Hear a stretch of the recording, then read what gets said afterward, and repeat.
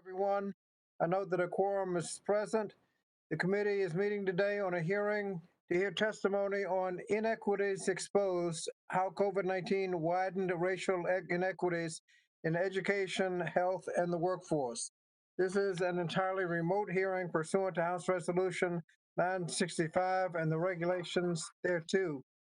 As a general rule, I will ask that microphones, including those of members and witnesses, be kept muted to avoid unnecessary background noise.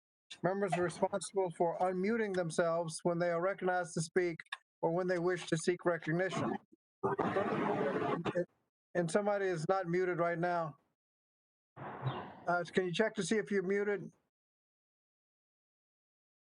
Further, members are required to leave their cameras on the entire time they're in an official proceeding, even if they step away from the camera, in which case we should see an empty chair. As this is an entirely remote hearing, the committee's hearing room is officially closed. Members who chose to sit in with their individual devices in the hearing room must wear headphones to avoid feedback, echoes, and distortion resulting from more than one person on the platform sitting in the same room. We're also expected to adhere to social distancing, safe health care guidelines, including the use of masks, gloves, and wiping down the area before and after their presence in the hearing room.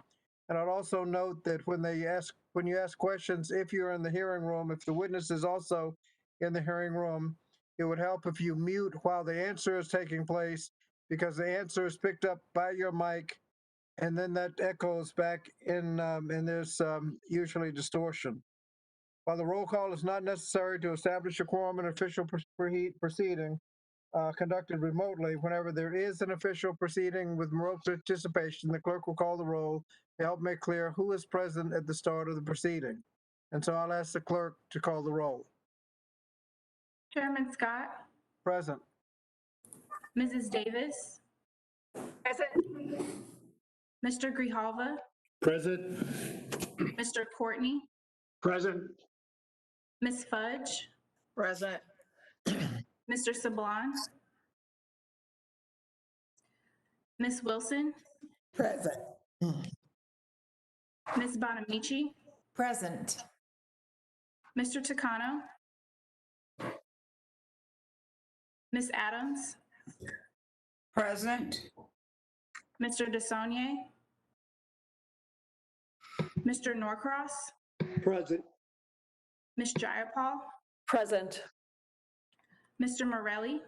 Present. Ms. Wild. Mr. Harder. Mrs. McBath. Present. Ms. Schreier. Present. Ms. Underwood. Present. Mrs. Hayes. Ms. Shalala. Mr. Levin. Present. Ms. Omar. Mr. Trone. Ms. Stevens. Present, thank you. Mrs. Lee. Mrs. Trahan. Present. Mr. Castro. Mrs. Fox. Present. Mr. Rowe. Mr. Thompson. Mr. Wahlberg. Present. Mr. Guthrie. Mr. Byrne. Present. Mr. Grothman. Ms. Stefanik. Present. Mr. Allen. Present. Mr. Smucker. Mr. Banks. Mr. Walker. Mr. Comer. Mr. Klein. Present. Mr. Fulcher. Mr. Watkins. Present. Mr. Wright. Mr. Muser. Present. Mr. Johnson, Present, ma'am. Mr. Keller, Present. Mr. Murphy, Mr. Van Drew. Present. Chairman Scott, this concludes the roll call. Excuse me, Susan Wild, present. Thank you. Does anyone else want to note their presence? Lauren. David Trone, present. David Trone, Ms. Underwood, Mr. Chair, hello? sorry, Mr. Chairman, it's Congresswoman Fox. I just want to note that Congressman Thompson was here and stepped out for just a moment. And also that we have several members at Mrs. Barr's funeral today, both Kentucky people as well as other states. So there are several absent because of that funeral going on right now. That is certainly understandable. Thank you very much. Pursuant to Committee Rule 7C, opening statements are limited to the chair and ranking member. This allows us to hear from our witnesses sooner and provides all members with an adequate time to ask questions. I now recognize myself for the purpose of making an open statement. First, following up on the ranking member's comment, I want to express my deepest condolences to our colleagues who are mourning the loss of loved ones. Our thoughts and prayers are with Representative Omar for the loss of her father, Representative Bonamici for the loss of her mother, Representative Barr for the loss of his wife, and our friend, not on the committee, but our good friend, Jim Sensenbrenner for the loss of his wife. We're living in tough times for everyone, but I know that these are particularly difficult times for those mentioned, and we just want to wish them strength and peace and know that we are with them during this difficult time. Today, we're discussing how COVID-19 pandemic is exacerbating racial inequalities in education, labor, and health, and the steps Congress must take to address these disparities. A mountain of evidence has made it clear that to effectively respond to this pandemic, we must address the widening existing racial inequities in education, the workforce, and our healthcare system. In the area of education, racial bias, both intentional and unconscious, and chronic underfunding of schools serving students of color have produced persistent achievement gaps. We know that our nation's K-12 public schools entered this pandemic with a $23 billion racial funding gap. That's the difference between the funding in school districts serving predominantly students of color compared to school districts serving predominantly white students. As schools abruptly closed, this funding gap has positioned students of color to fall even further behind their peers. Black and Latino students were less likely to attend schools that had the capacity to rapidly establish high-quality distance learning programs. They're also less likely to have the basic technology, such as a personal computer, the high-speed internet, and the support at home needed to access virtual learning. As a result, Latino students are expected to lose 9 months of learning, and Black students are expected to lose 10 months of learning due to the pandemic, while white students are expected to lose only 6 months. In addition to the pandemic's impact on the achievement gap, the Center on Budget and Policy Priorities projects that states will face a $615 billion revenue shortfall over the next 3 years due to the pandemic. As the committee discussed during a hearing last week, the public education is usually one of the largest expenditures, accounting for an average 40% of state budgets, and unless the federal government provides immediate relief for state and local governments, it won't matter whether funding for education will be cut. It won't matter whether education funding will be cut, but how much those cuts in education will be. While wealthier districts can fall back on property tax revenue, low-income public school districts will have to continue to rely heavily on state funding. For school districts that predominantly serve students of color, the severe cuts in education and supporting social service programs will come at the time of greatest need.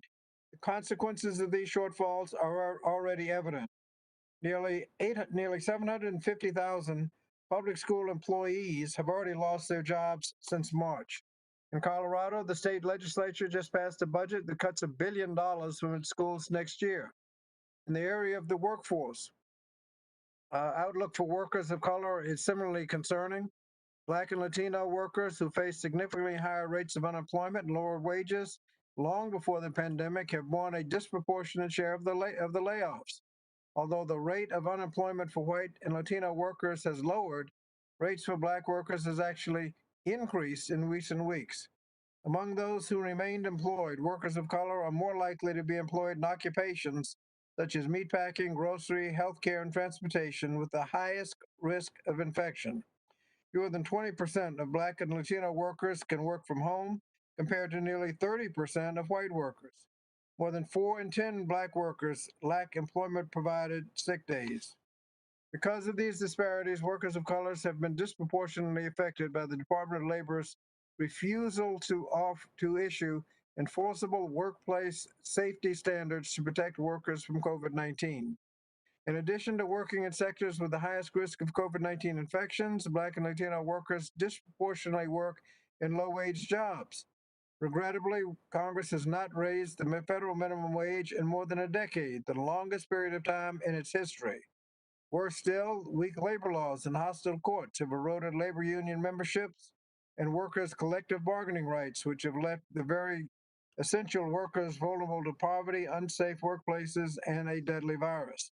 The most profound consequence of racial inequality in our society has been the pandemic's devastating impact on the health of people of color.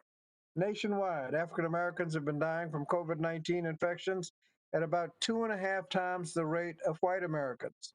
In New York City, the epicenter of COVID-19 infections and deaths, the death rate for Latinos in the month of April was about 22 people per 100,000, adjusted for population size and age.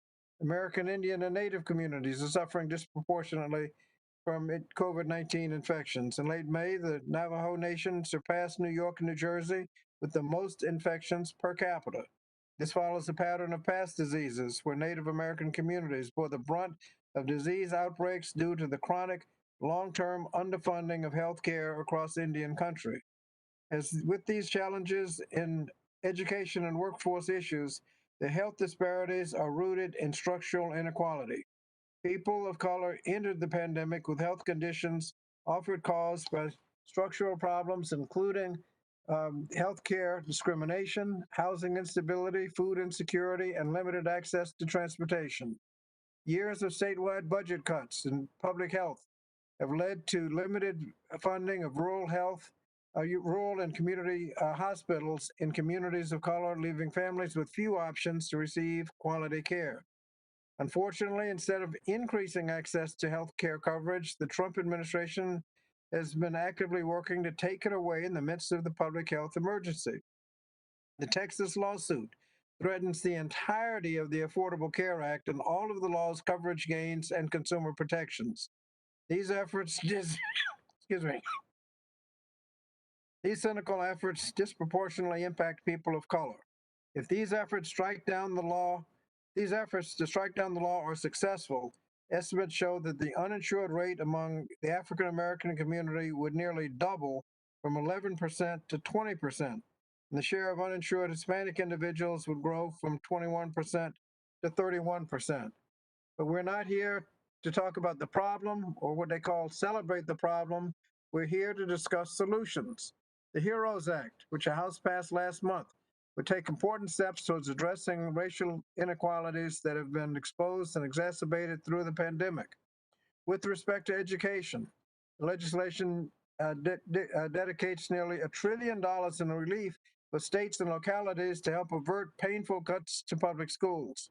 It also goes a step further by proposing more than $100 billion in additional emergency education funding to help cover the cost of cleaning supplies and other expenses required to reopen, purchase educational technology like laptops and hotspots, sustain special education for students with disabilities, and help colleges and universities maintain their institutions.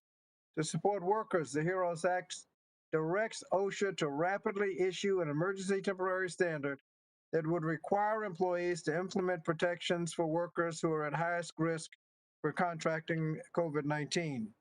It also expands access to emergency paid leave to nearly 140 million to 140 million workers. And while paid leave provisions in the Families First Coronavirus Response Act took important steps in the right direction, far too many workers, including many healthcare workers, were excluded from those protections. So the HEROES Act puts family and medical back into family and medical leave by dramatically expanding the circumstances in which workers can take 12 weeks of emergency family and medical leave act pay, and we should not force workers to choose between a paycheck, their health, and the health of the people around them. To improve health outcomes, the HEROES Act expands healthcare insurance coverage for COVID-19 testing and treatment, provides full coverage for the cost of COBRA premiums for laid off and furloughed workers, and increases the investment in health, nutrition, and community support by including $1 billion for special WIC funding and an additional $1 billion for community services block grant initiatives to help address poverty. Finally, the HEROES Act invests $75 billion in testing and contact tracing to help contain the virus. This includes $500 million to recruit and train contact workers through the public workforce system and community-based organizations. Collectively, these provisions represent a major step taken by Congress to help our nation get through this global healthcare crisis. As we confront this unprecedented challenge, we must accept our responsibility to build a recovery that uplifts all communities. But if we fail to act, we'll be experiencing a recovery that offers relief to some, but leaves many low-income communities and people of color to face long-lasting or even permanent setbacks in education, job opportunities, and access to health care. This systemic problem has stained our country's legacy for too long, so I look forward to hearing from our witnesses who will share with us the scope of the challenge and the policy considerations to get us on the right course. I'm now pleased to recognize the distinguished ranking member, Dr. Fox, for the purpose of her opening statement. Thank you, Mr. Chairman. Before we begin, I also want to extend my condolences to our colleagues, Andy Barr, Jim Sensenbrenner, Suzanne Bonamici, and Ilan Omar, who suffered the loss of a loved one recently. My prayers go out to them and their families during this difficult time. Mr. Chairman, you've heard me express my concerns about these virtual committee hearings, but it bears repeating. They fly in the face of 230 years of congressional and legislative precedent. These virtual events undermine what our founders intended when they created our representative republic. Americans are stepping up to help combat this virus, while their elected leaders in the House, entrusted with the job of representing their constituents, stay home. It's shameful, shameful. A number of and Mr. Chairman, just so you know, you mentioned this was an entirely remote hearing. It is not. A number of my Republican colleagues and I are participating in this hearing today from the committee room in Washington, D.C. And I encourage you and all the other members to return to congressional precedent and hold our hearings in person. Now, turning to the topic of today's virtual hearing, the coronavirus and related state-imposed shutdowns have caused devastating job losses and unemployment rates not seen since the Great Depression. Additionally, schools were forced to close their doors abruptly and switch to remote learning overnight, which impacted 97% of our country's students. But let's remember that prior to the COVID-19 pandemic, the U.S. economy and labor market were strong. Real GDP increased 2.3% in 2019 and 2.9% in 2018. In February 2020, the unemployment rate was at a historic low of 3.5%. Black unemployment was 5.4% in August 2019, the lowest ever recorded. In September 2019, the Hispanic unemployment rate was 3.9%, also the lowest ever recorded. And in June 2019, Asian unemployment was a record low 2.1%. Furthermore, at the beginning of 2020, workers in the bottom 10% of income had higher average wage growth than those in the top 10%.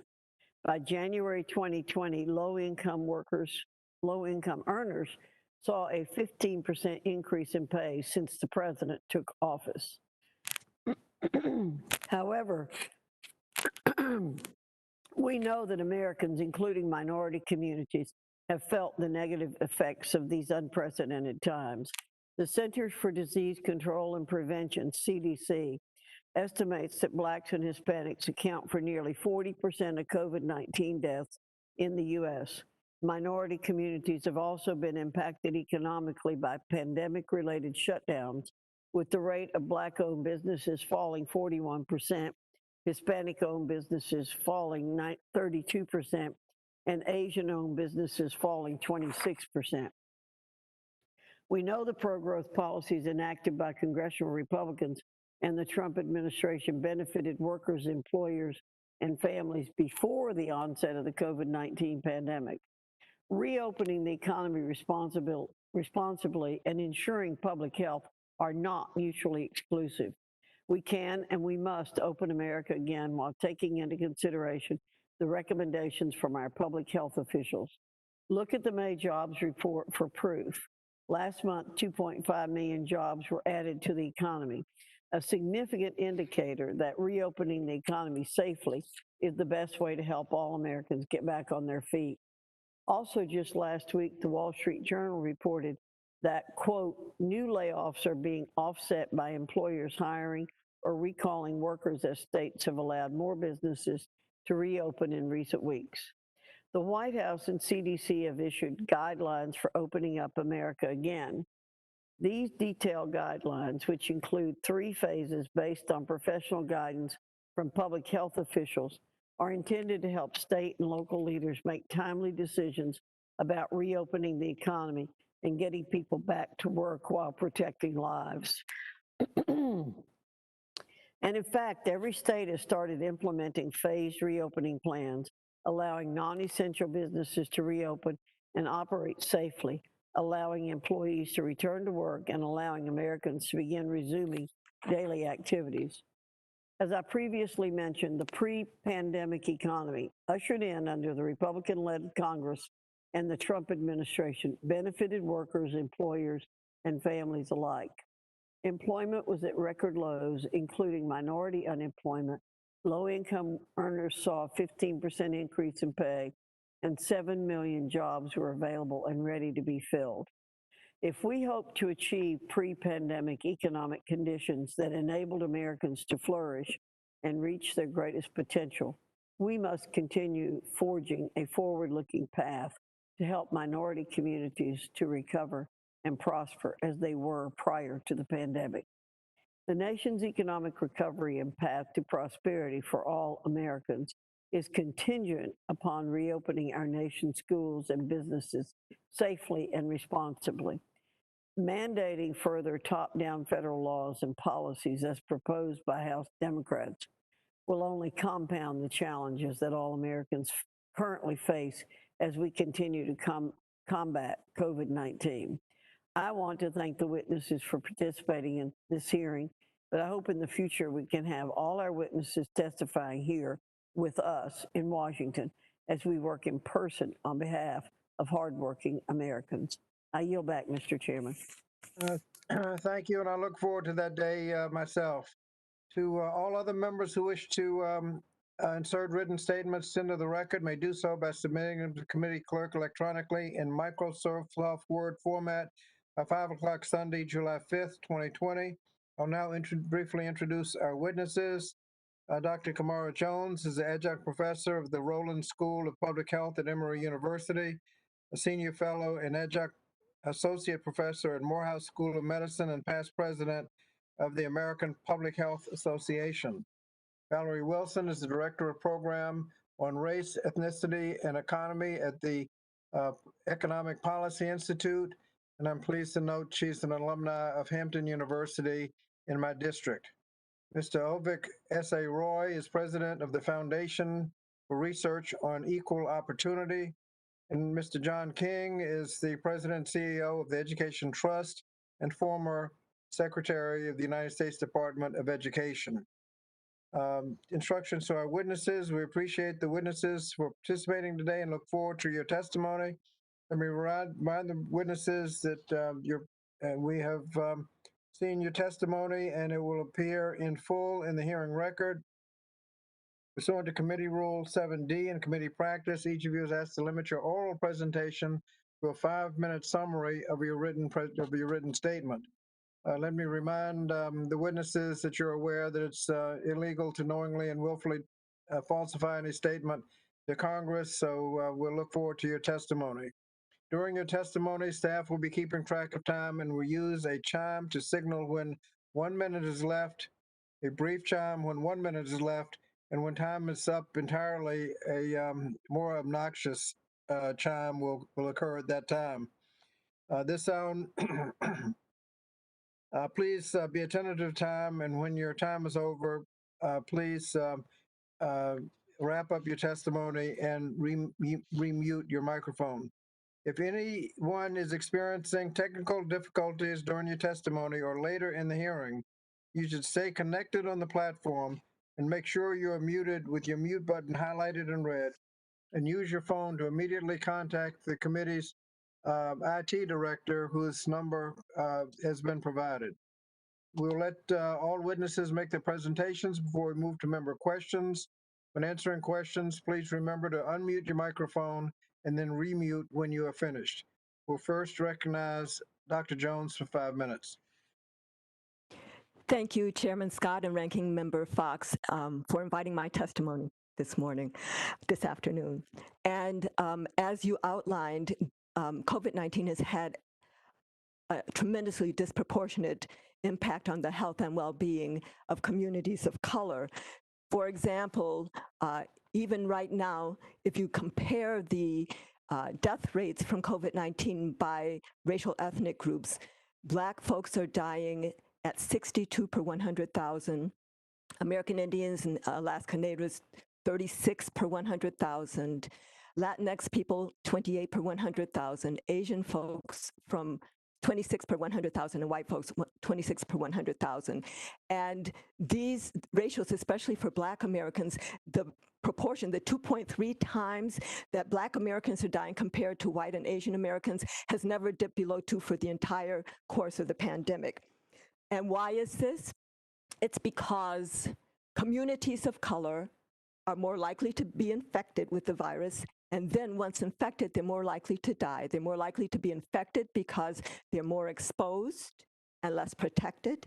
And then once infected, more likely to die because they are more burdened by chronic diseases with less access to health care. So this doesn't just so happen. You know, we are startled by what we're seeing with COVID-19. But if opportunity were equally distributed across this country, and if exposure to risk were equally distributed, there would be no way we could slice and dice our population and see any differences in terms of exposure rates, in terms of infection, in terms of death. So what this indicates is that opportunity is not equally distributed by race, ethnicity in this country, nor is exposure to risk. And in fact, they are differentially distributed by race, ethnicity, and the name of the system that causes this differential distribution is racism. Racism is a system for structuring opportunity and assigning value based on so-called race, based on the social interpretation of how one looks, which has 3 impacts. It unfairly disadvantages some individuals and communities, unfairly advantages other individuals and communities, and saps the strength of the whole society through the waste of human resources. I know that there's some people who would assert that racism doesn't exist, or might assert that if it did exist, at least it's systemic, not, that it's not systemic, that it's an individual character flaw. I actually use lots of allegories to explain to everybody how racism exists. So if there's one member who wants to ask me in 3 minutes to share an allegory about that, I don't have time in my opening statement, but if somebody was wondering about the dual reality allegory, I would love that question. But getting back to what we need to do, first of all, we need to act. Saying that racism is the basis of these differences is not an excuse. It's a call to action because structural racism most often manifests as inaction in the face of need. So I am providing you all, I have my own ideas for action, but you guys have been doing such a great job. I'm providing you with 3 tools to help guide your future action, to help analyze how you should go, because we need to ask the why, that's racism, in order to get to the what. If you don't have the right answer to why, then the what will never result in improvements that are all the way. So the first tool is the question, how is racism operating here? Looking at elements of decision-making in our structures, policies, practices, norms, and values, which are actually, the elements of decision-making. Structures are the who, what, when, and where of decision-making, especially who's at the table, who's not, what's on the agenda, what's not. Policies are the written how of decision-making. Practices and norms are the unwritten how of decision-making. Values are the why. And after I outline the other 2, I'm going to go back and say how that helps us with COVID-19. The second of the 3 tools are 3 principles for achieving health equity. Recognizing that health equity is assurance of the conditions for optimal health for all people. It's a governmental function assurance.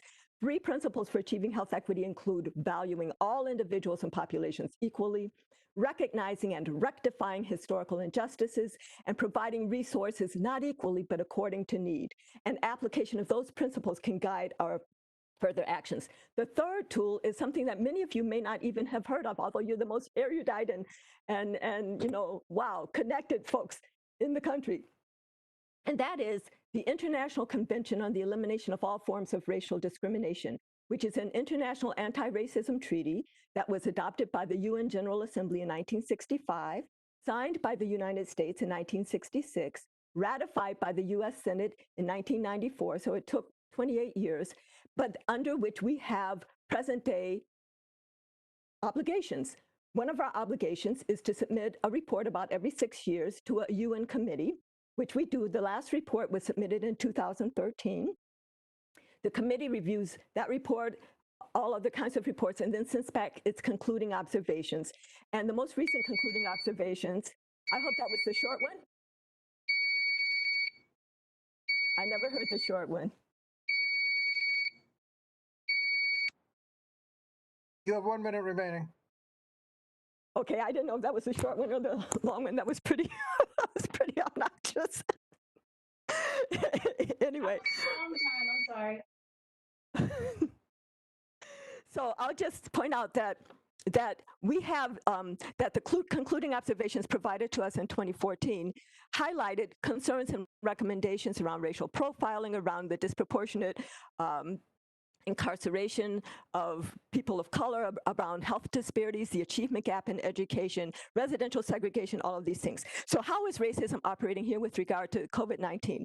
In terms of the who, what, when, and where, the structural stuff, the residential segregation leading to educational opportunity segregation, leading to occupational segregation, we're more on the frontline jobs.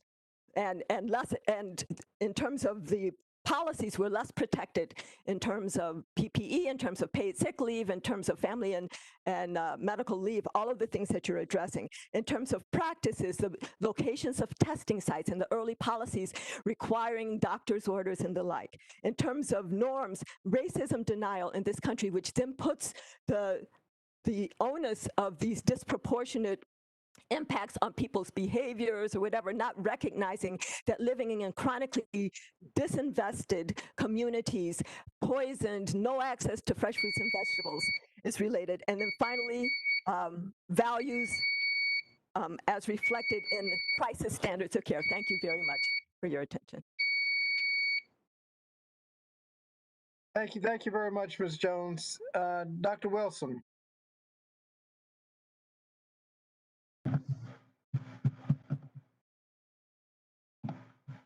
All right. Thank you, Chairman Scott, Ranking Member Fox, and distinguished members of this committee for the opportunity to testify. I'm going to discuss evidence to date of the racially disparate economic impact of COVID-19, the large and persistent inequities that were predictive of the needlessly heavy burden borne by communities of color, and solutions that will avoid prolonged effects of the pandemic while helping to narrow persistent racial disparities in the economy. There are three main groups of workers in the COVID-19 recession. One, those who have lost their jobs and face economic insecurity. Two, those who are essential workers and face health insecurity. And three, those who are able to continue working from the safety of their homes. Black, Latinx, Native American, and low-income workers are least likely to be in that last group and have few good options to protect both their health and economic well-being. The first group of workers in the COVID-19 recession includes the tens of millions who have lost jobs during the pandemic. The national unemployment rate declined to 13.3% in May, but this masks huge disparities by race. As of May, the Hispanic unemployment rate was highest at 17.6%, followed by the Black unemployment rate at 16.8%, the Asian unemployment rate at 15%, and the white unemployment rate at 12.4%. Black and Asian workers were the only racial or ethnic group whose unemployment rates did not improve over the last month. Still, the unemployment rate of all groups remains higher than the previous overall high of 10% in 2009. The second group of workers in the COVID-19 recession are essential frontline workers. While in the near term, these workers have been protected from job loss, they face greater likelihood of contracting COVID-19 while performing their job. Black workers are overrepresented among this group, making up about 1 in 9 workers overall, but about 1 in 6 frontline industry workers. They are also more likely to be uninsured and less likely to have paid sick leave. Prior economic insecurity magnifies the current economic damage to workers and their families. But in the United States, a long history of government-sanctioned racial exclusion, discrimination, oppression, and exploitation have inextricably linked economic inequality and race. For example, the Black unemployment rate is typically double the white unemployment rate. This difference cannot be explained away by differences in educational attainment. Even for workers with college or advanced degrees, Black unemployment rate is significantly higher than the white unemployment rate, including at the record low rates of unemployment reached prior to the pandemic. Among the employed, Black workers face significant pay penalties at all pay levels and at every level of education.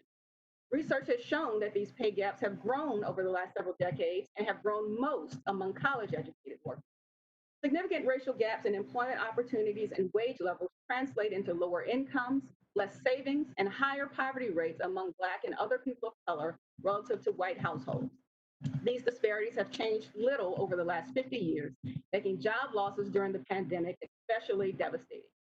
Such long-standing racially stratified social and economic structures require that we center the needs of those who face the greatest economic insecurity, thus improving the overall effectiveness of any policy response while narrowing disparities by race, ethnicity, gender, and class.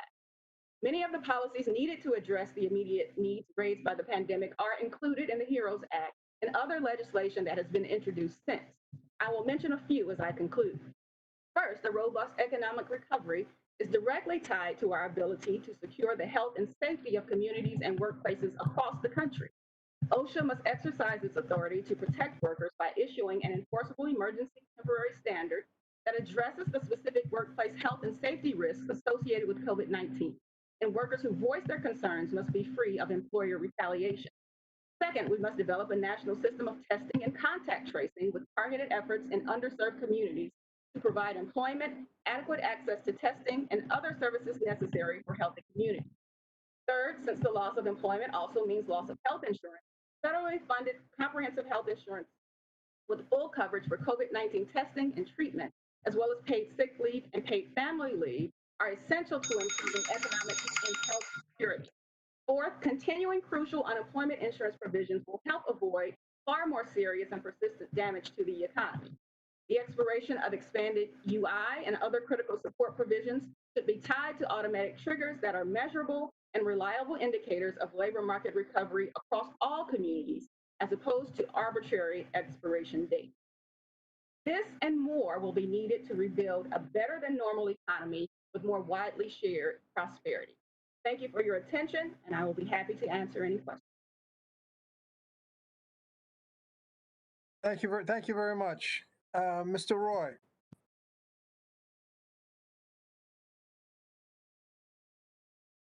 Chairman Scott, Ranking Member Fox, members of the committee, thanks for inviting me here today.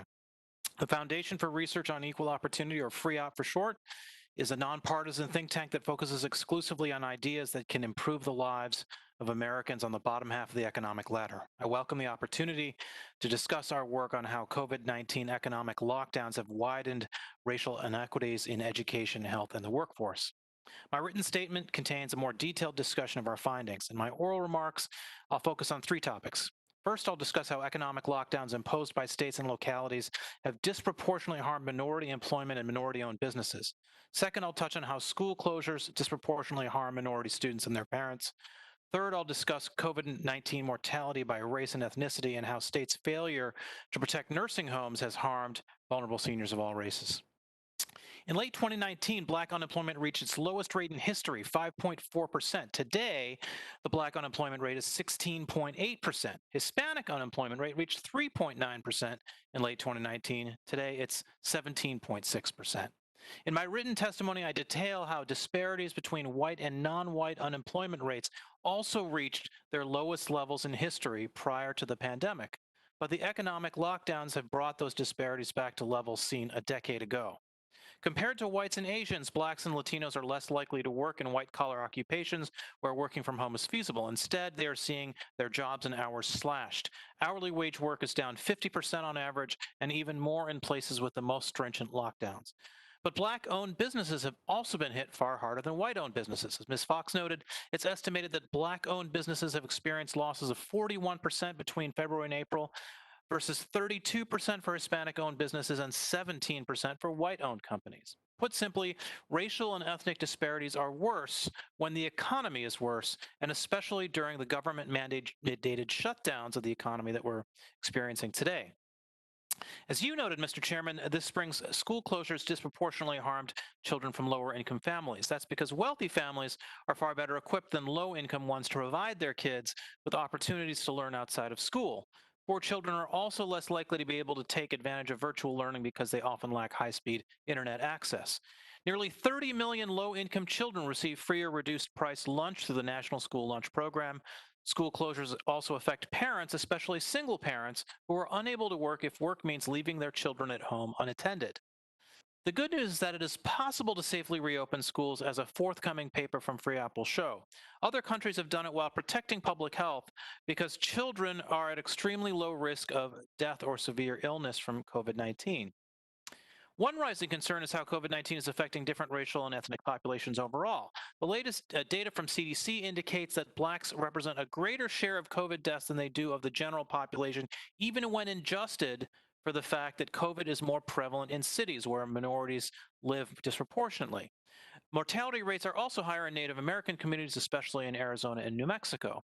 What may be surprising is that whites are also dying of COVID at higher than predicted rates.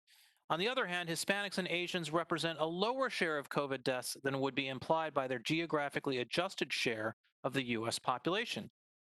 The likely reason for these differences is that morbidity and mortality from COVID-19 is most common among the elderly. 81% of all COVID deaths in the U.S. have occurred in people aged 65 or older, and whites are the oldest racial group in the U.S. with a median age of 44. Asians have a median age of 37, Blacks 34, Hispanics 30. Hence, we should expect to see higher fatality rates in whites relative to Asians and Hispanics due to their age, and indeed we do. On the other hand, African Americans are relatively young, but we are still seeing higher mortality among Blacks. Some of you are familiar with our research on the tragedy taking place in our nursing homes and assisted living facilities. 0.6% of Americans live in long-term care facilities, and yet within this 0.6% of the population lies 43% of all U.S. deaths from the novel coronavirus. 43%. As you know, nursing homes are residential facilities for medically vulnerable seniors who have challenges with activities of daily living, such as taking a shower or getting dressed. Nursing home residents are disproportionately poor, non-white, and enrolled in Medicaid. The nursing home tragedy has a bronze lining, we could say, because it means that the risk of death from COVID-19 for the rest of the population is considerably lower than we may have thought. We can use that information to reopen the economy safely and reduce the harm that we are imposing on hundreds of millions of Americans of all colors. Thank you. Thank you very much, Mr. Roy. Secretary King. Thank you so much. Chairman Scott, Ranking Member Fox, and members of the committee, thank you for the opportunity to testify. This hearing takes place in the shadow of massive global protests against police violence, seeking to ensure that Black Lives Matter is more than just a hashtag. The murders of George Floyd, Breonna Taylor, Ahmaud Arbery, and Rayshard Brooks remind us yet again that systemic racism, anti-Blackness, and the legacy of slavery still infect our institutions, public discourse, and daily interactions. Our education system is fraught with racial inequities that existed before COVID-19. Far too few Black and Latino children have access to affordable, high-quality preschool. Black children, especially Black boys, are disproportionately suspended and expelled from early learning. The pandemic has pushed our early childhood education sector toward collapse, which could have dire consequences for families of color and an early childhood workforce disproportionately made up of women of color.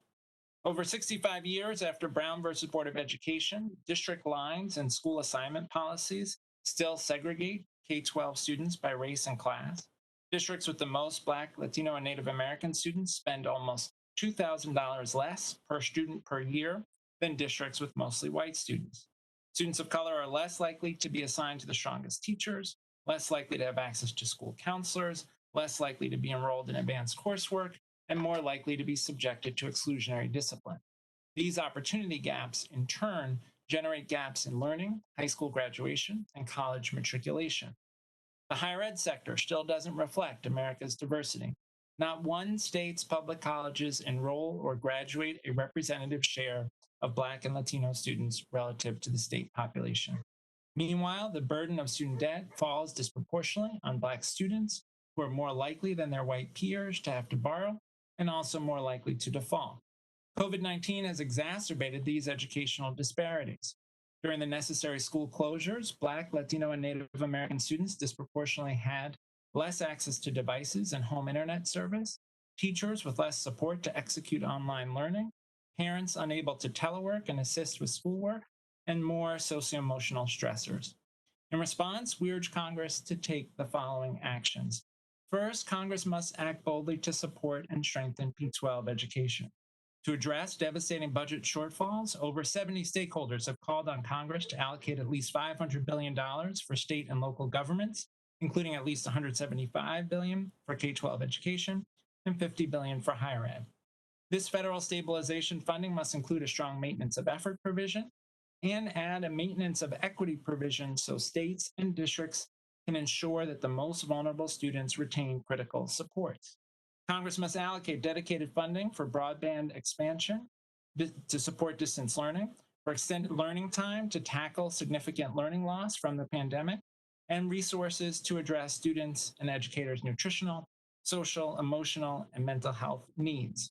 Congress should refrain from permitting blanket waivers to key civil rights laws like ESSA and IDEA, and protect the historic interpretation of the Title I Equitable Services provision.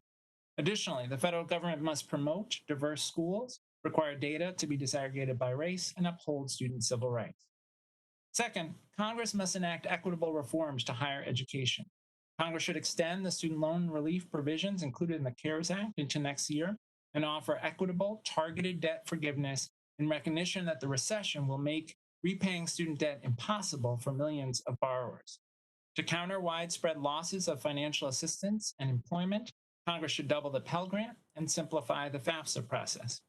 Implementing those policies would increase enrollment and limit debt for students of color. But there is more Congress could do, including expanding Pell access to incarcerated students and undocumented students, increasing investments in HBCUs and MSIs, supporting diversity in educator preparation programs, investing in evidence-based strategies to improve outcomes for low-income students and students of color, reining in predatory for-profit institutions, and collect better data to monitor our progress. Finally, the federal government should never waiver in commitment to protect civil rights and safety of all students. The racial inequities facing education are significant, but not insurmountable. The education trust is ready to assist in the work ahead. Thank you again for the opportunity to speak with you today. I look forward to your questions. Thank you very much. Thank you very much. And I thank all of our witnesses for their testimony. Under Committee Rule 8A, we'll now question the witnesses under the 5-minute rule. and we'll be recognizing committee members in seniority order. Again, in order to ensure that the members' 5-minute rule is adhered to, the staff will be keeping track of time, and use the chime to signal when 1 minute is left and when time is up entirely. Again, they will sound a short chime when there is 1 minute left and a longer, more obnoxious chime when time is up. Please be attentive to the time and wrap up your time when your time is over, and please remute your phone. Again, if any member experiences technical difficulties during the hearing, you should stay connected on the platform. Make sure you are muted with your mute button highlighted in red, and use your phone to immediately contact the committee's IT director, whose name and number has been provided. As chair, I'll reserve my questions to the end and begin by recognizing the gentlewoman from California, Ms. Davis, for 5 minutes. Ms. Davis. Thank you. Thank you, Mr. Chairman and Secretary King. It's very good to see you, sir. I certainly appreciate your public service. One issue that goes underappreciated in higher education conversation today is that of campus climate. Today's colleges, as we all know, were built for the so-called traditional student population, largely made up of recent high school graduates from affluent families. But we know that today's students are more diverse than ever. They're often older, they're first in their family to go to college, or from communities that have been poorly served by our nation's colleges and universities, not to mention our early education and K-12 systems. The protests for racial justice that have emerged across the country further underscore the need for our educational system to address systemic racism and ensure that students of color are well served and supported. Recently, the president of Johns Hopkins University revealed that in 2014, they discontinued the practice of offering students preference in admissions for having family members who also attended the university, often called legacy admissions. And in the article, he recognizes this was not an easy step to take. But this shift has allowed space for more Pell Grant eligible students to enroll. Secretary King, can you further explain some of the inequities associated with the practice of legacy admissions in higher education? Yeah, thank you, Congresswoman. It's good to see you. The legacy admission policy has the impact of disproportionately advantaging affluent students, white students, and consequences. Excuse me, Mr. Secretary, I think we're having trouble with the sound. Yeah. All right. Ben, can you intervene? Mr. King, Yes, sir. turn your volume device down. I believe your speaker is bouncing off your microphone and causing a bit of echo. All right. Is that better? It's not, sir. It may be. Let's see. The communication was good at the beginning of your testimony, sir. Let's see. Can you mute your microphone and then unmute it again just to try and see if that improves the quality? Sure. Okay. Mr. King, Scott, in the interest of time, should I jump offline with him and try to I think this may be something that we need to reset. Banyan, Yes, sir. Banyan, can you have him call in, be audio over the phone? Yes. Okay. Mr. King, let's see. If you could please use a phone and call your audio in. Okay. Sir. Just mute your phone and call to the. And I'll call you the number when you're ready, sir. Okay, go ahead. Would be 415-527-5035,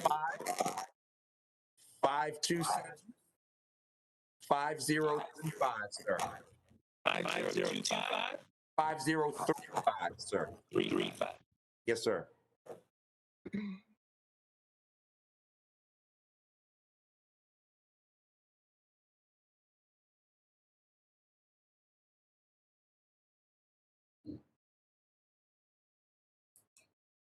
You should put the earphones on now.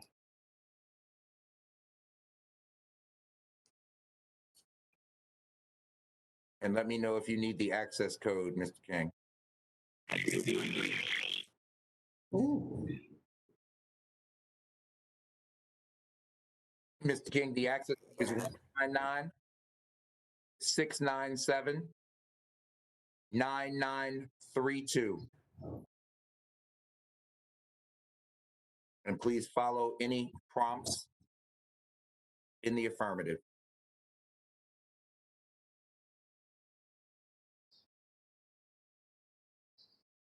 Yeah.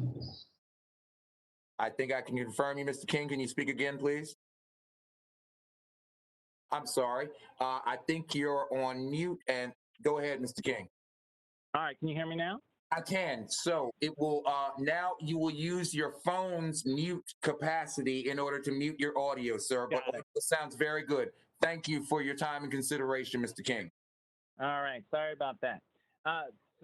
So in response to the question, good to see you, Congresswoman.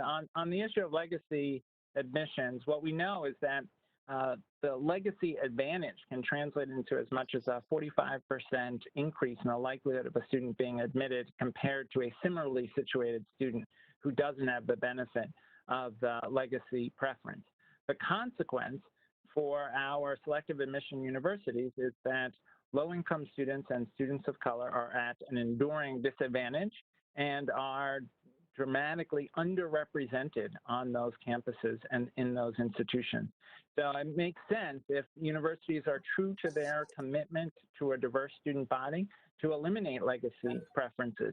But to really ensure that students of color are fully represented in selective admissions universities, more is needed. Race needs to be taken into consideration in admissions policies. Financial aid needs to be provided so that low-income students can have access to those institutions.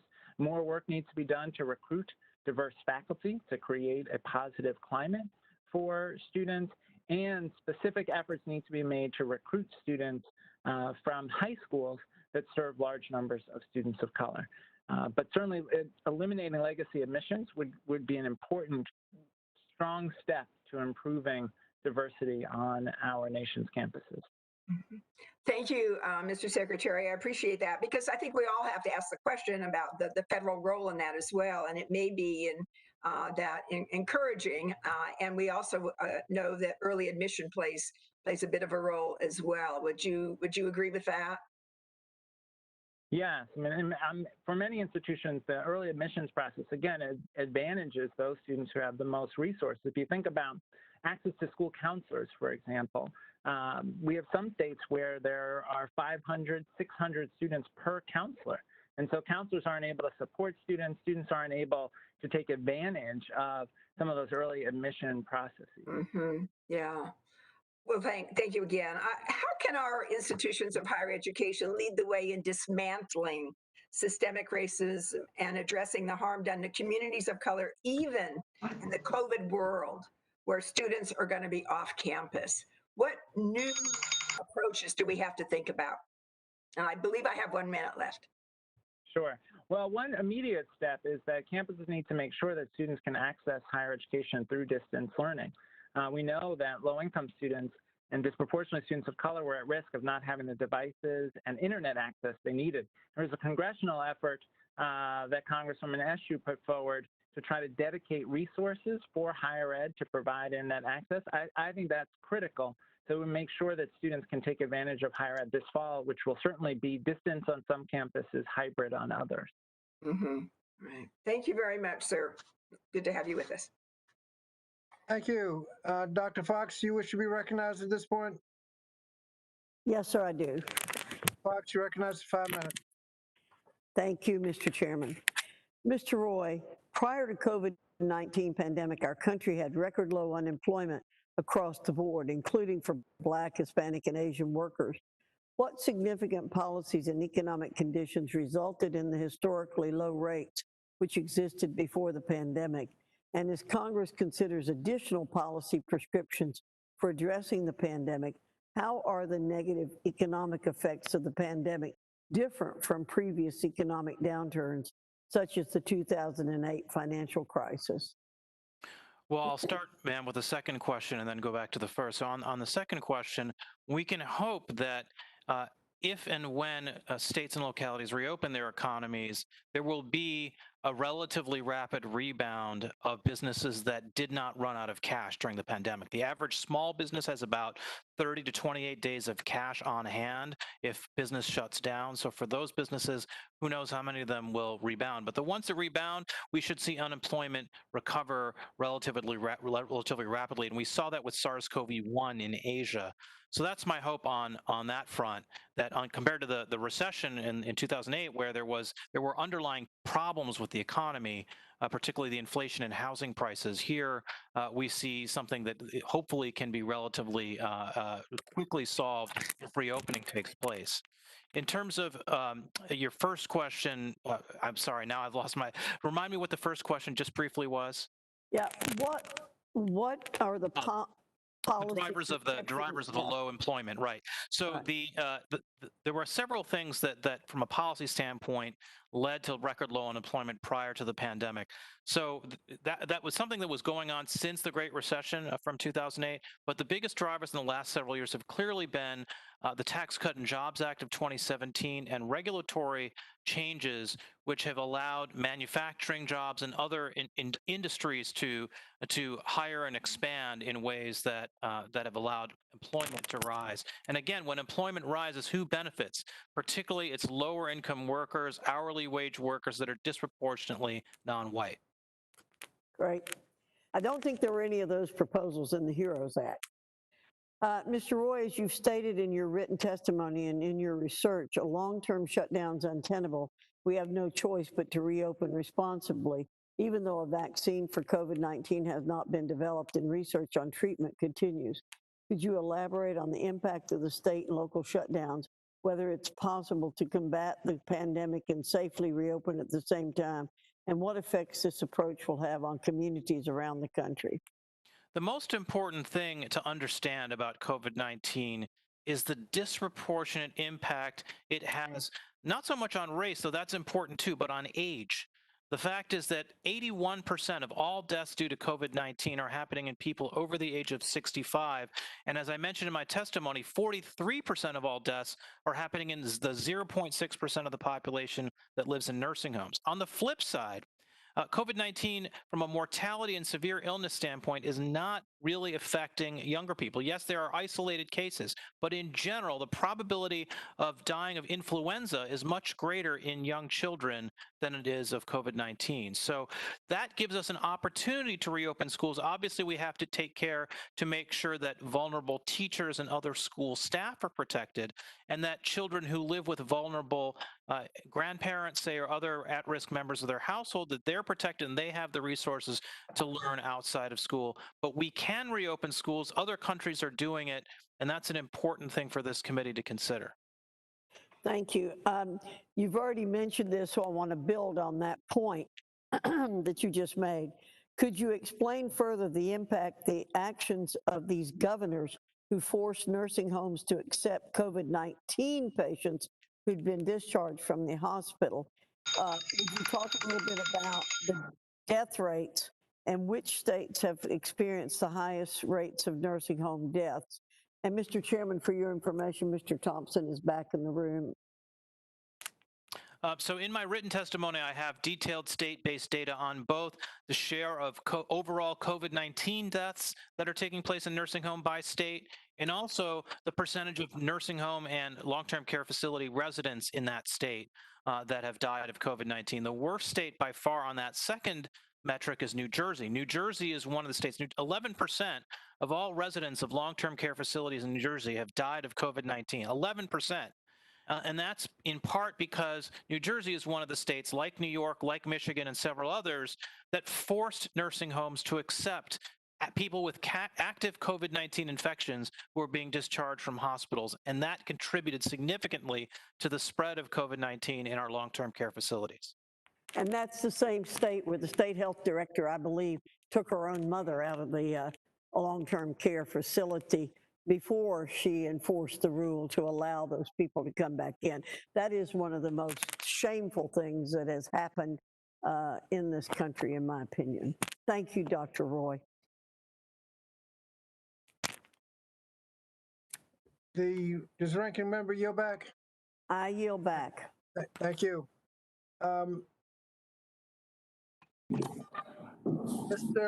Gentleman from Arizona, Mr. Grijalva. Thank you, Mr. Chairman. Appreciate the hearing and appreciate the witnesses being here. Secretary King, good to see you again. We often talk about achievement gaps in education, often, and there's been a recent move to reframe those gaps as a result of, people are talking about opportunity gaps to highlight the systematic inequities in educational funding. These opportunity gaps are actually educational debt that has become even more apparent as the result of the COVID-19 pandemics and the debts that we have collectively failed to pay for a long, long time.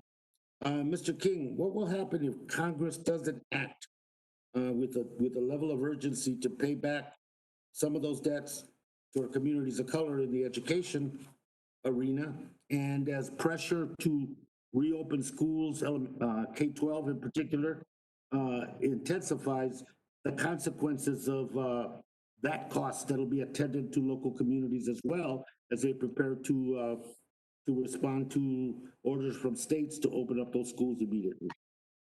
Absolutely. It's good to see you, Congressman. So, good to see you.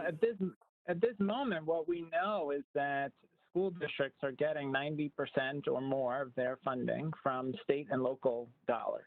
And so those state and local budgets have taken a huge hit from the COVID-19 economic crisis, and that's going to translate into significant cuts to school district funding.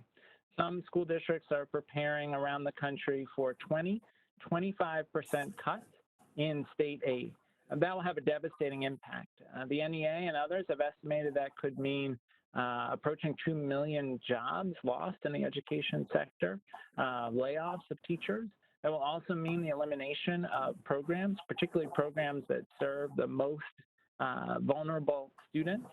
We also know that if those cuts happen, districts will be much less able to do the kinds of practices that public health requires to have a safe reopening of school. So we need Congress to step in with state stabilization dollars to prevent those cuts and additional resources to address the consequences of COVID-19. Thank you. Mr. Roy, if I may, a question out of curiosity. In your verbal testimony, you mentioned the impact of small businesses, particularly the disproportionate negative impact on businesses owned by people of color, and how that's so important to the recovery. You mentioned the unemployment in response to Dr. Fox's question. As we, as a Congress, struggle to make sure that the money that we're providing to local communities and to the administration for the implementation and the supplemental support of these small businesses that are disproportionately being affected now, do you think it's appropriate and necessary for, let's say, Secretary Mnuchin to release how the $650 billion that were provided for PPP and for other direct assistance to small businesses and businesses in general? That would give us a framework to see if what impact that money is having. Do you think that all those figures should be released publicly? I do, yes. And in doing so, I think it helps us guide how we need to structure making sure that the money goes to the greatest need. Is that correct? One of my concerns about the way the PPP was designed by Congress is that it basically favored medium to large businesses over small businesses on a relative basis, because if you're a 1 or 2 person shop, you don't have the resources to be organized enough to draw that money down from PPP. The money ran out before those people could figure out what was going on. So the smallest businesses did not benefit from PPP nearly as much as they needed to. Thank you. Yield back, Mr. Chairman, and thank you for the hearing. Thank you. Gentleman from Tennessee, Dr. Rowe.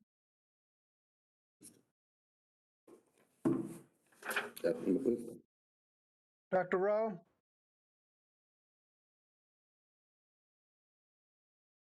Mr. Thompson? Mr. Thompson? He's having trouble. Dr. Rowe is one of our members at the funeral.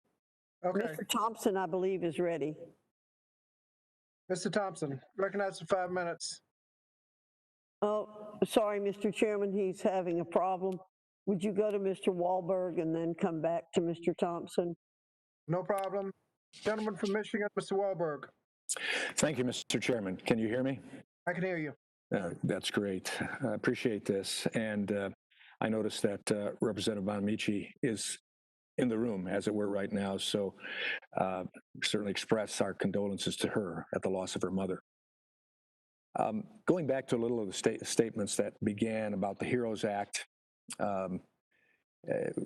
I think we need to understand that the HEROES Act is really just a messaging piece with no expectation that it would ever pass. And I think it's cynical to even keep bringing it up as legitimate. Also, there's a reason that major cities with terrible health and education outcomes are in long-held Democrat-controlled governments. That's a fact. Even in my boyhood home growing up in Chicago, the challenges are there, but it has been the efforts of long-held Democrat leadership that always complains about not having the outcomes we want, and yet the policies are still the same. And I think it's time to stop blaming the Republicans who have been, especially in these last 3 years, very evidently been pushing real change that works and brought about economic growth in this country, only impacted by COVID-19. I think also until we stop opposing educational choice for minorities like the DC Promise, the complaints ring hollow. And so I just want to point that out as well. Mr. Roy, we know that COVID-19 is much more lethal for those over 65 years of age, like myself, with certain chronic conditions. Sadly, we now have a very sobering figure out there that shows nursing homes and assisted living facilities have been some of the hardest hit victims of COVID-19. In my home state of Michigan, as of last Monday, almost 2,000 deaths have taken place among individuals who lived in nursing home facilities, which represents approximately 1/3 of the deaths statewide. Mr. Roy, your testimony mentions that over 40,000 seniors have tragically died under this care. What percentage of the U.S. population lives in long-term care facilities, and how does that compare with the share of COVID-19 deaths?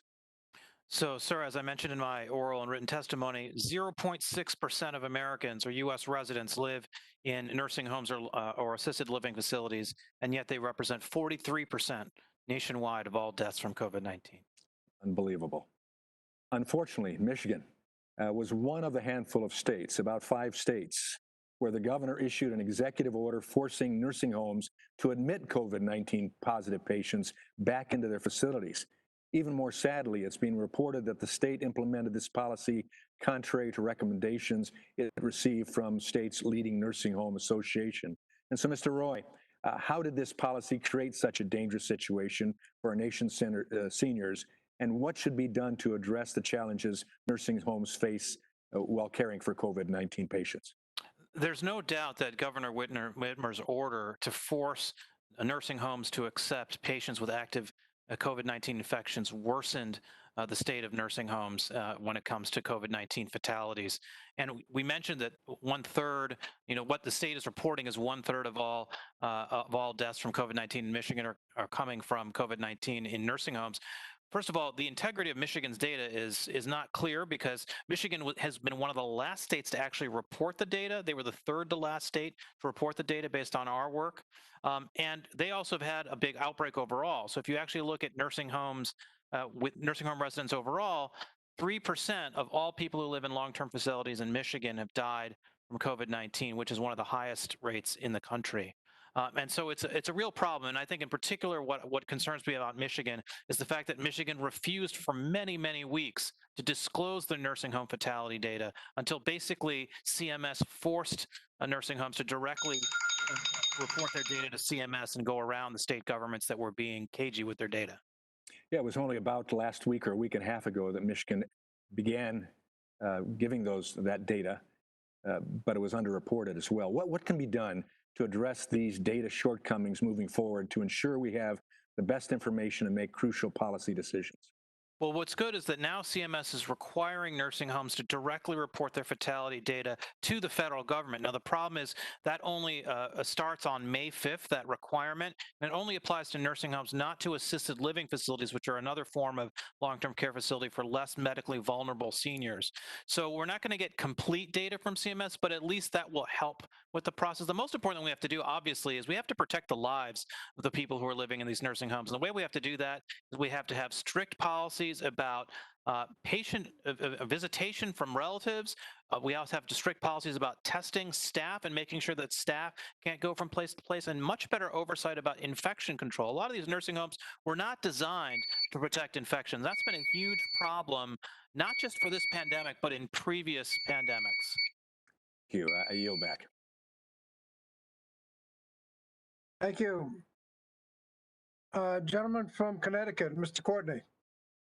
Thank you, Chairman Scott, and thank you to all the witnesses for being here today. I just want to begin by saying I was surprised to hear my good friend, Mr. Wahlberg, disparaging or dismissing the value of the HEROES Act provision for state and local assistance. Perhaps he missed it, but just a couple of days ago, the U.S. Chamber of Commerce came out in favor of Congress acting to provide assistance to state and local government. They, again, are joining Jerome Powell, the chairman of the Federal Reserve Board, who has been, again, highlighting that in terms of fiscal stimulus that is still required despite the best efforts by the Federal Reserve.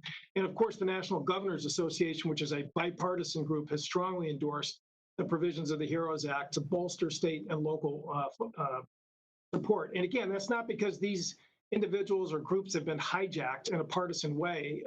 This is about math and the complete sort of erosion and collapse of state revenue that's happening across the country in red states and blue states.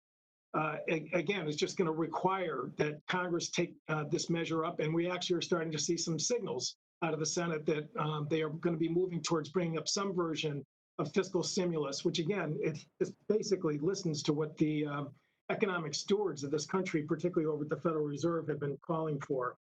I'd also like to bring up another measure of the HEROES Act, which again was alluded to in Ms. Williams' testimony, which again addresses another part of the fallout from this coronavirus recession, which is again the erosion of health insurance.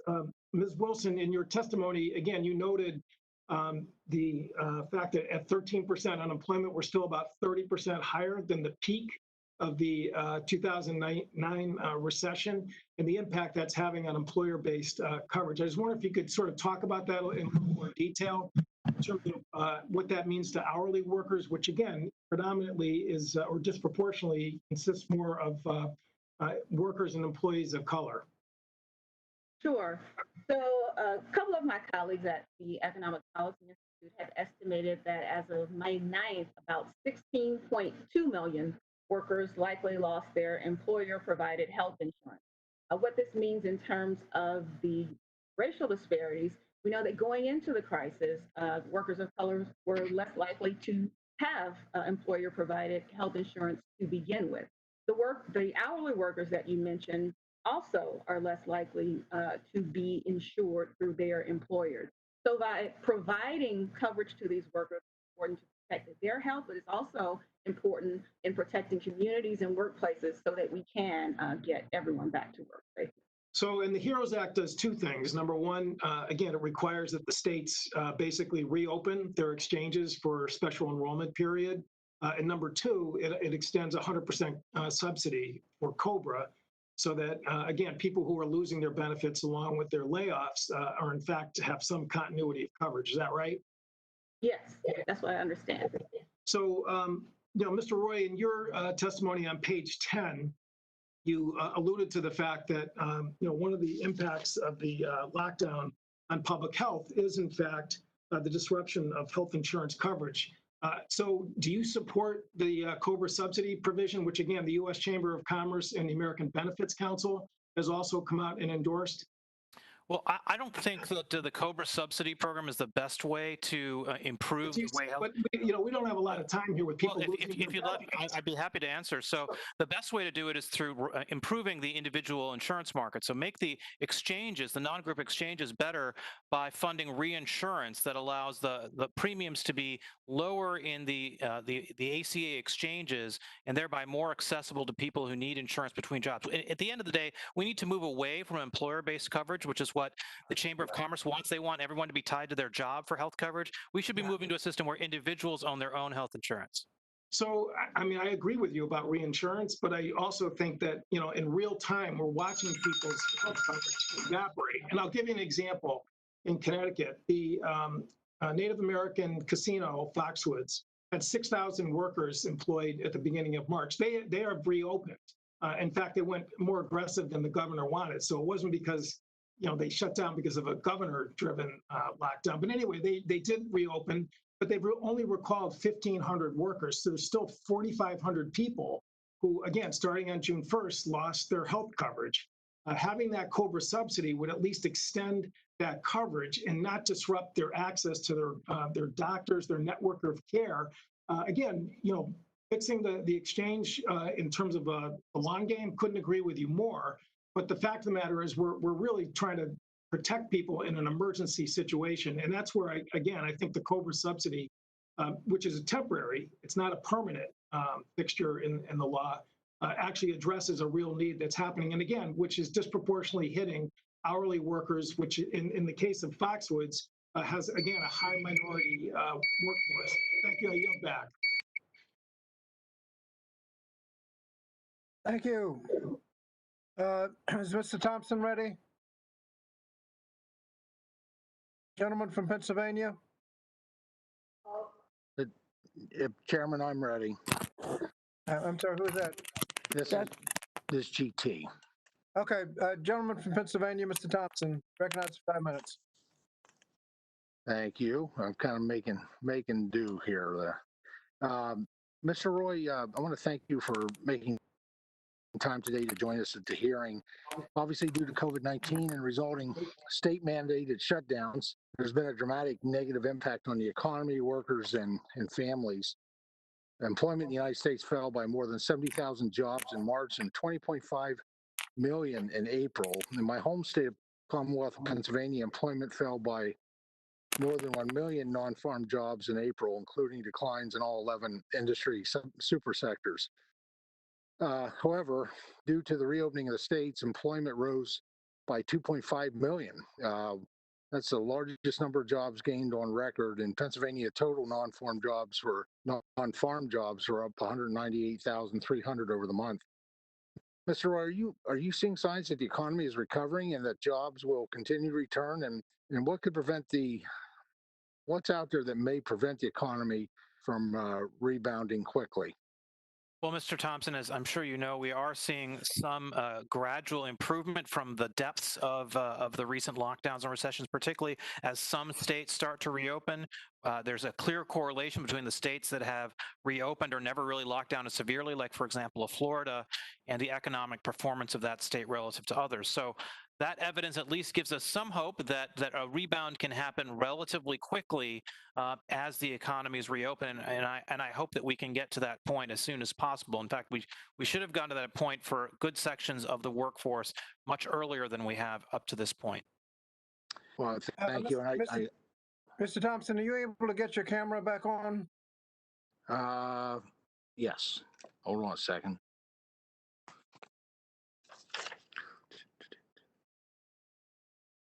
No, it should be on, Chairman. Okay, Mr. Thompson is present on the video feed currently.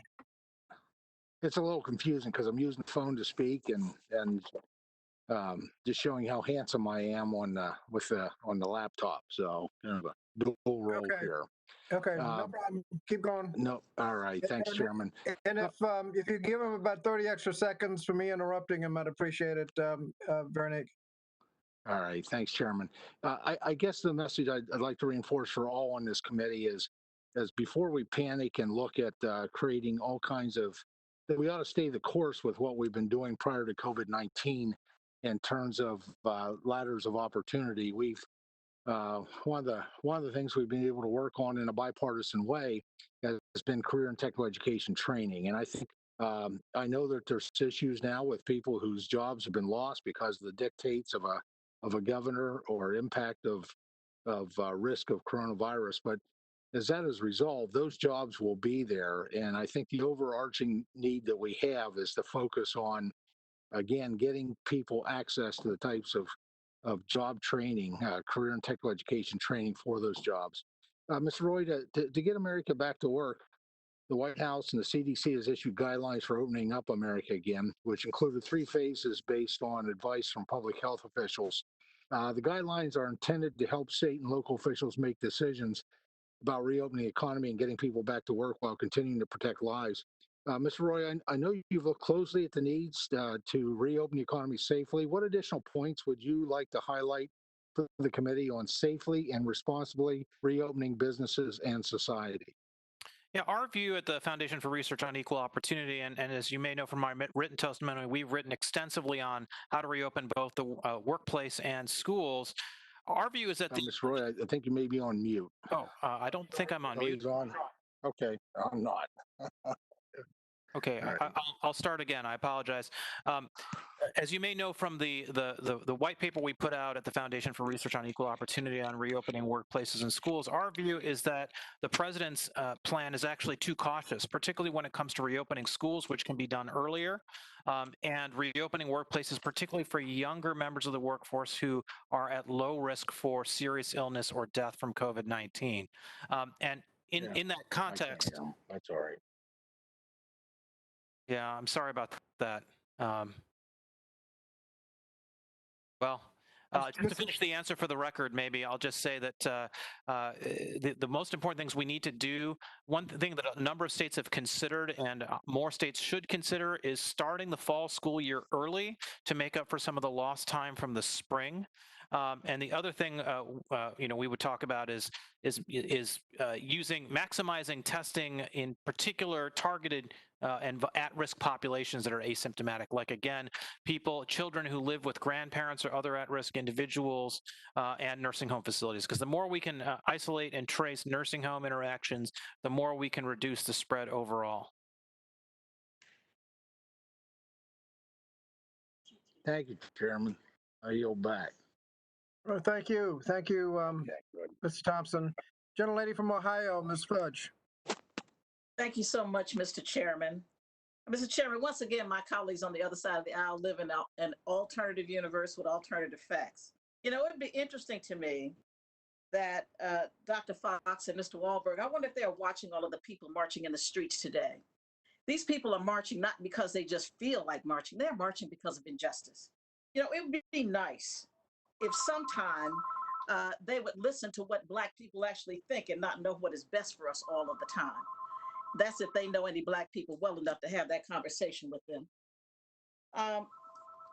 Dr. Secretary King, from your experience, what can we do at the federal level to prevent students of color from falling further behind?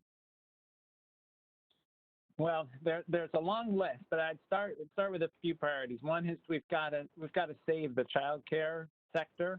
Already, Black and Latino students are underrepresented in quality child care. And without $50 billion to stabilize the child care sector, we're going to lose many of those providers.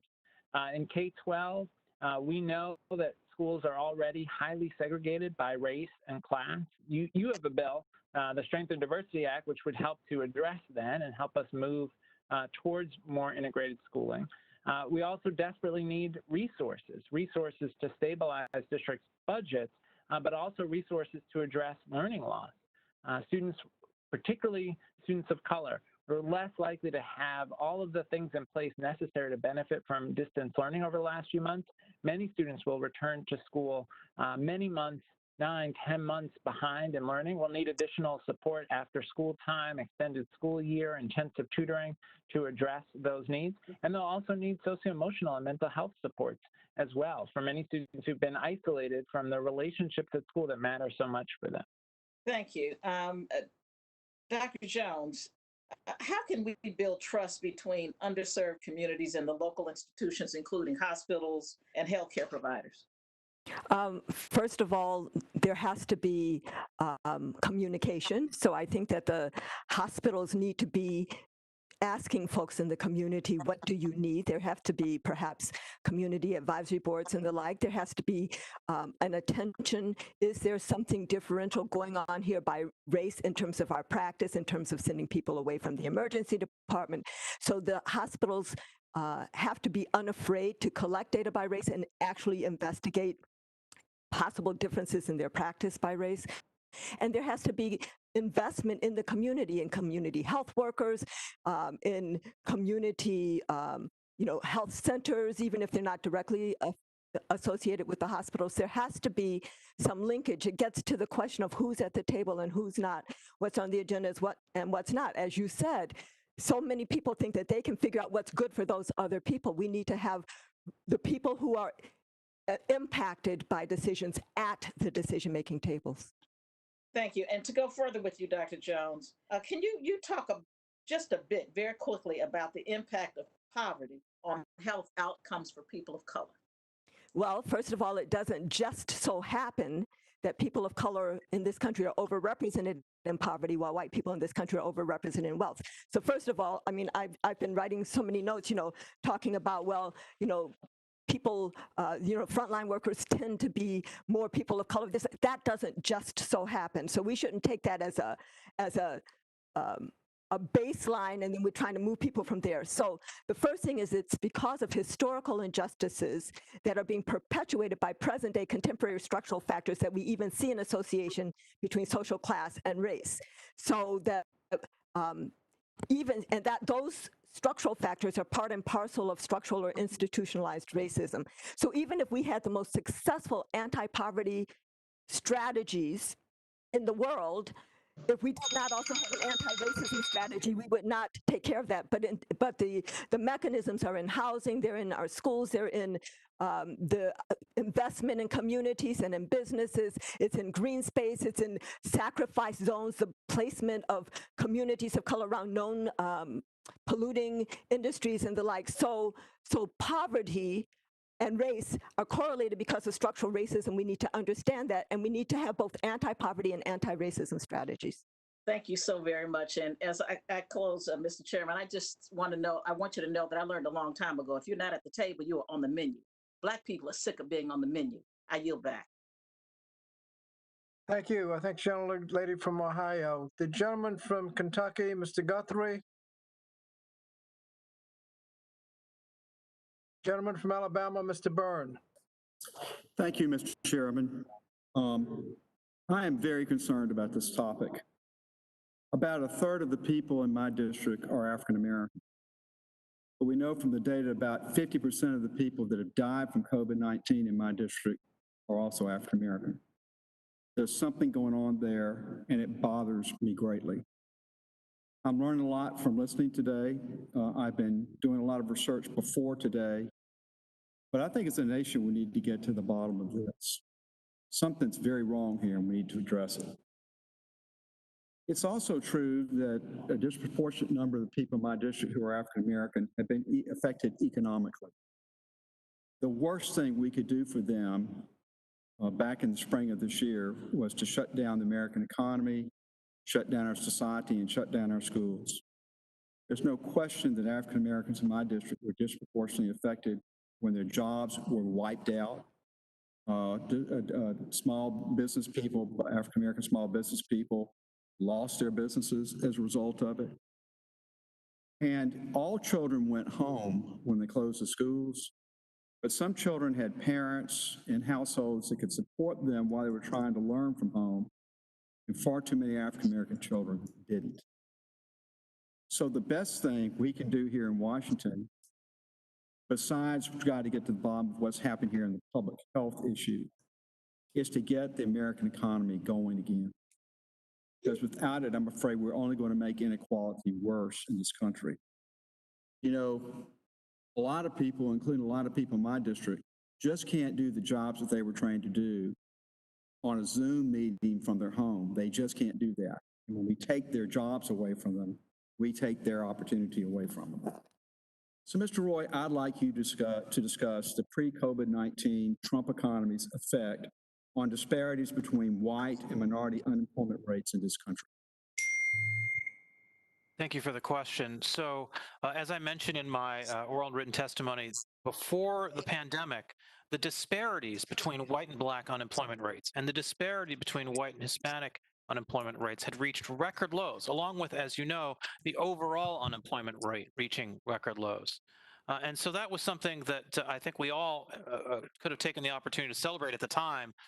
Whether we did or not, I don't know. But those disparities have come back in tremendous force since the lockdowns have occurred. And you've all seen the charts from BLS that show this data very clearly. And so that's, and what's interesting too, by the way, is if you look at Asian Americans for most of the 21st century have had lower unemployment rates than whites. But as a result of the economic lockdowns, that completely changed. Now Asian unemployment is much, much higher than the white unemployment rate. So that's a really useful, in a sense, illustrator of how the racial disparities that have been created by the pandemic, as opposed to the structural racism, legacy of slavery and segregation type issues that we've been discussing as well. One of the things I've also noticed, Mr. Roy, is that there has been an uptick in mental health issues as a result of the lockdown. Do you have any information about how that uptick in mental health issues has affected minority communities? Well, it's a huge problem in so many different dimensions, right? You have people who are already fragile from a mental health standpoint who are being pushed over the edge, and then you have ordinary people who had what we might call median or normal mental health prior to the pandemic who are struggling now. And there's all sorts of ways this can happen, right? You have the people who are in isolation in their homes, not merely in terms of their employment. You have people who may be in very crowded living facilities. This is particularly true, for example, in New York City, where people who live in intergenerational households with maybe 3 generations or more living in the same space are at greater risk of transmitting COVID-19, let alone having potentially mental health challenges. And that's disproportionately a minority, particularly disproportionately immigrant phenomenon, both in the United States and elsewhere. So there are lots of things to be concerned about. Last question is this. What is the effect of shutting down schools? What's the effect on minority kids?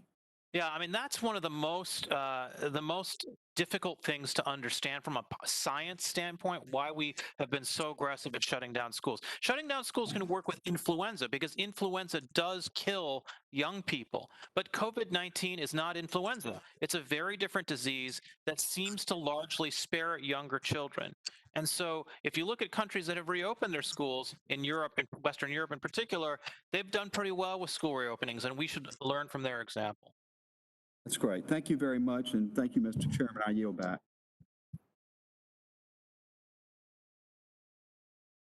Thank you. Gentleman from the Northern Mariana Islands, Mr. Sablon. Ms. Wilson. Gentlelady from Florida, Ms. Wilson.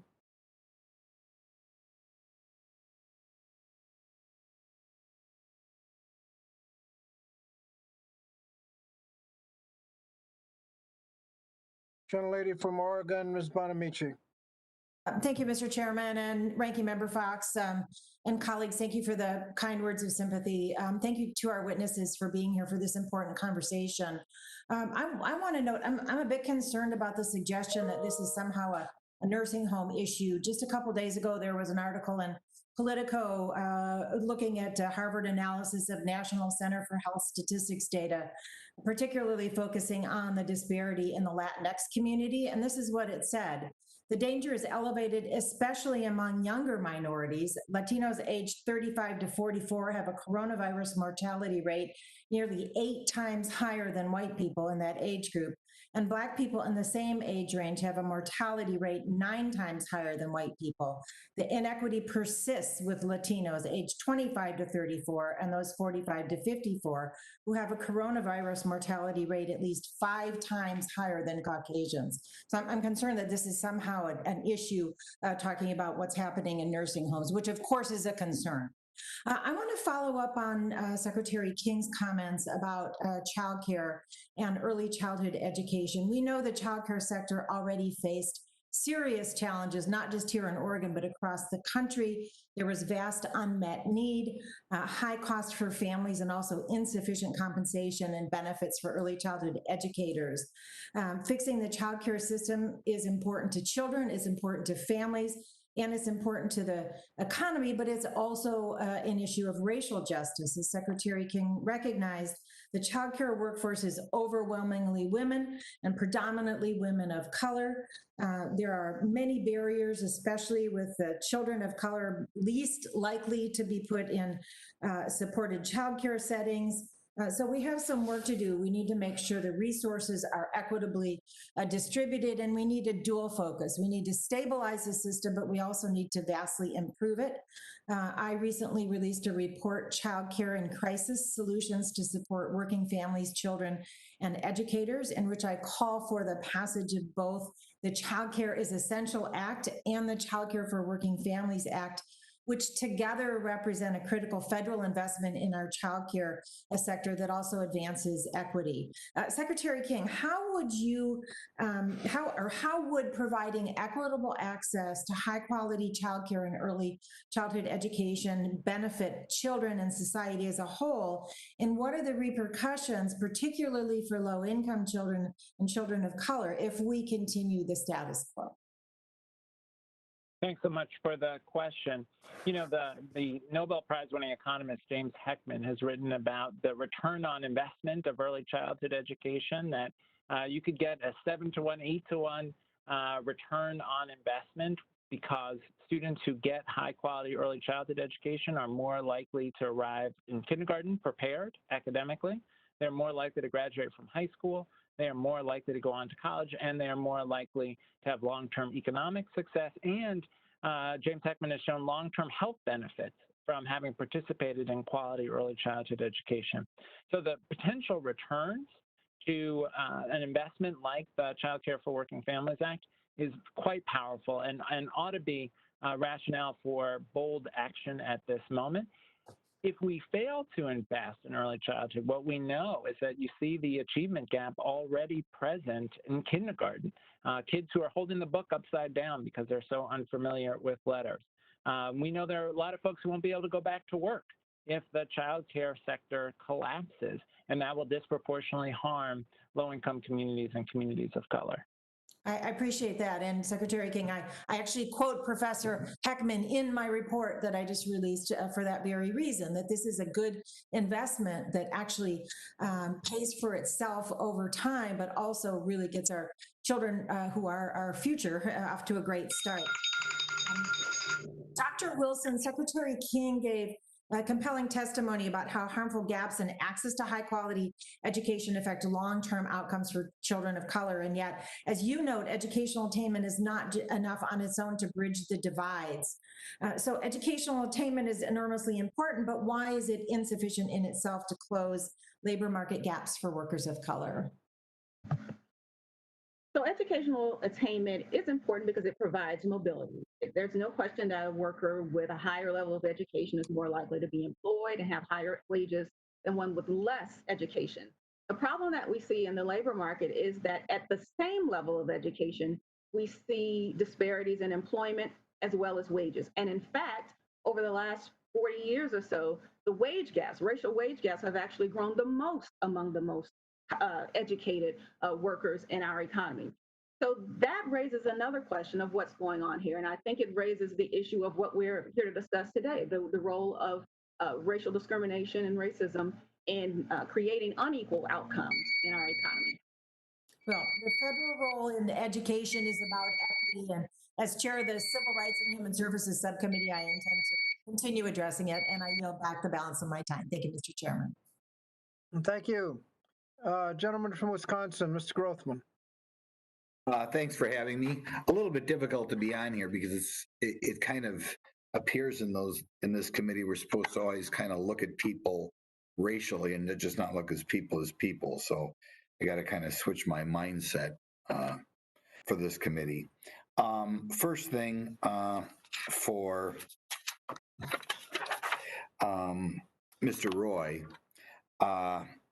today, I don't know if you had a chance to look at it, but yesterday we had a total of 267 lives lost due to the COVID, which is, well, not good news, is the lowest we've had since March 23rd. And I feel good about it because a lot of the so-called experts in the public health field were predicting disasters as states opened up their economy. But instead, we have 267 lives. We have, I believe now, 10 days in a row of under 1,000 lives lost. So it seems as though the so-called experts have rarely been so wrong. Do you want to comment, Mr. Roy, on the fact that we only had 267 lives lost? I'm relying on the Worldometer website, which is what a lot of people tell me to look at. It's been cited nationwide. Do you want to comment on the relatively small number of deaths now that we've had so many states open up their economies compared to where we were a month ago? Yes, Mr. Grothman, all of your points I agree with. Both there's been a precipitous decline in the daily death rate, and the predictions of what the death rate would look like today after states reopen their economies by certain experts were completely wrong. Completely wrong. And by the way, we should emphasize that the impact of those experts' advice on low-income Americans, including minority Americans, has been disproportionately harmful. Okay. Think we should in the future be a little bit more jaded about the public health establishment? Well, here's the thing. I mean, it's like CBO estimates. You can have a lot of expertise in a subject genuinely and still get predictions wrong. Predictions are not facts. And I think what happened here is you had a lot of people making educated guesses to the best of their ability, we might say, but they were just guesses. And yet we were expected to treat those guesses like they were certainty. Thanks. My own personal weighing in my little world that an individual congressman gets is there is a growing body of information that the way to avoid COVID is to have more vitamin D in your body, or at least there's a strong correlation between vitamin D and not getting the COVID. Are you familiar with that sort of thing? And would we perhaps be better off when we, rather than analyzing the chance of getting COVID by race, analyzing the chance of getting COVID by the amount of vitamin D in your body?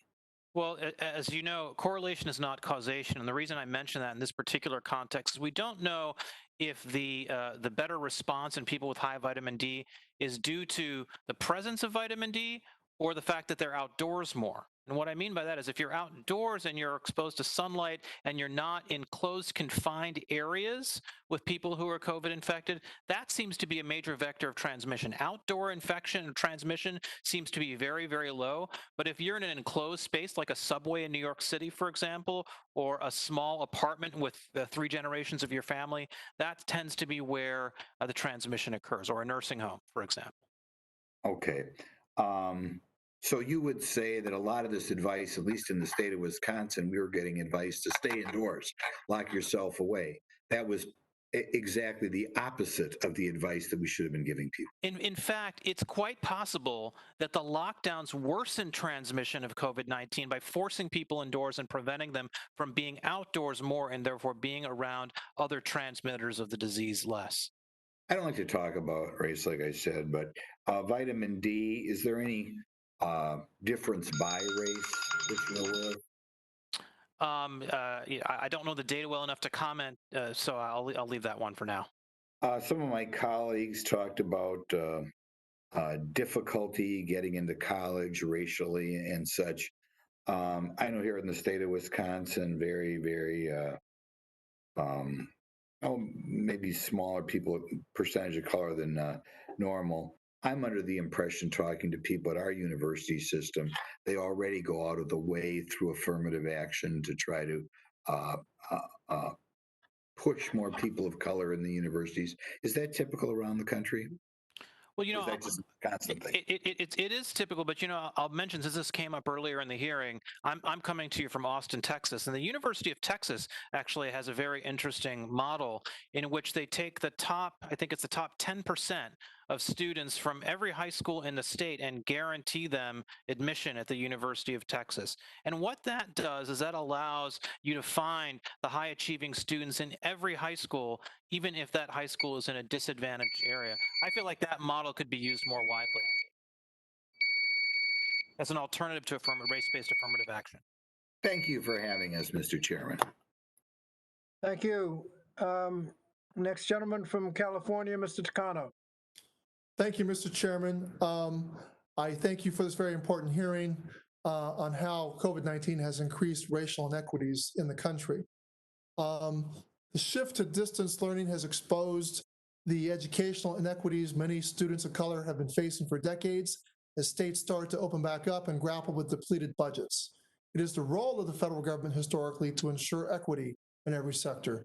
And recently, many competitive colleges like the University of California system, private schools such as Harvard University, have suspended the use of ACT and SAT scores in their admissions process to help level the playing field. Mr. King, from your experience, how much of the college admissions process is reliant on these test scores? Now, well, there's no question that reliance on SAT and the ACT creates a disadvantage for students who have had less access to quality K through 12 preparation. There's also some evidence to suggest that those assessments, the more they're relied upon, the fewer Black and Latino students will be admitted. The one worry I have as folks move to test optional is that just changing the use of test scores is unlikely to produce the kind of increase in Black and Latino representation that we ought to see. And so it's important that universities also take other steps. Financial aid is critical. Making sure that resources are available to support students as they come to campus. It's critical that colleges and universities consider race as they are making admissions decisions. It's critical that they reach out to high schools that are in high needs communities so students know about the opportunities. So the test optional piece can be a part of a package of efforts that would produce more diverse classes. Well, Mr. King, do you believe that, we have an opportunity here with SATs and ACTs now being very difficult to obtain because, of course, it's inadvisable to test large numbers of students in congregate settings, and I don't think they found a way to do testing remotely for the security purposes and the integrity of the test. Is there an opportunity to re-examine college admissions generally? Yes, I mean, what I hope colleges and universities will do is look at their entire admissions process and ask what more could they do to make sure that they have a representative class.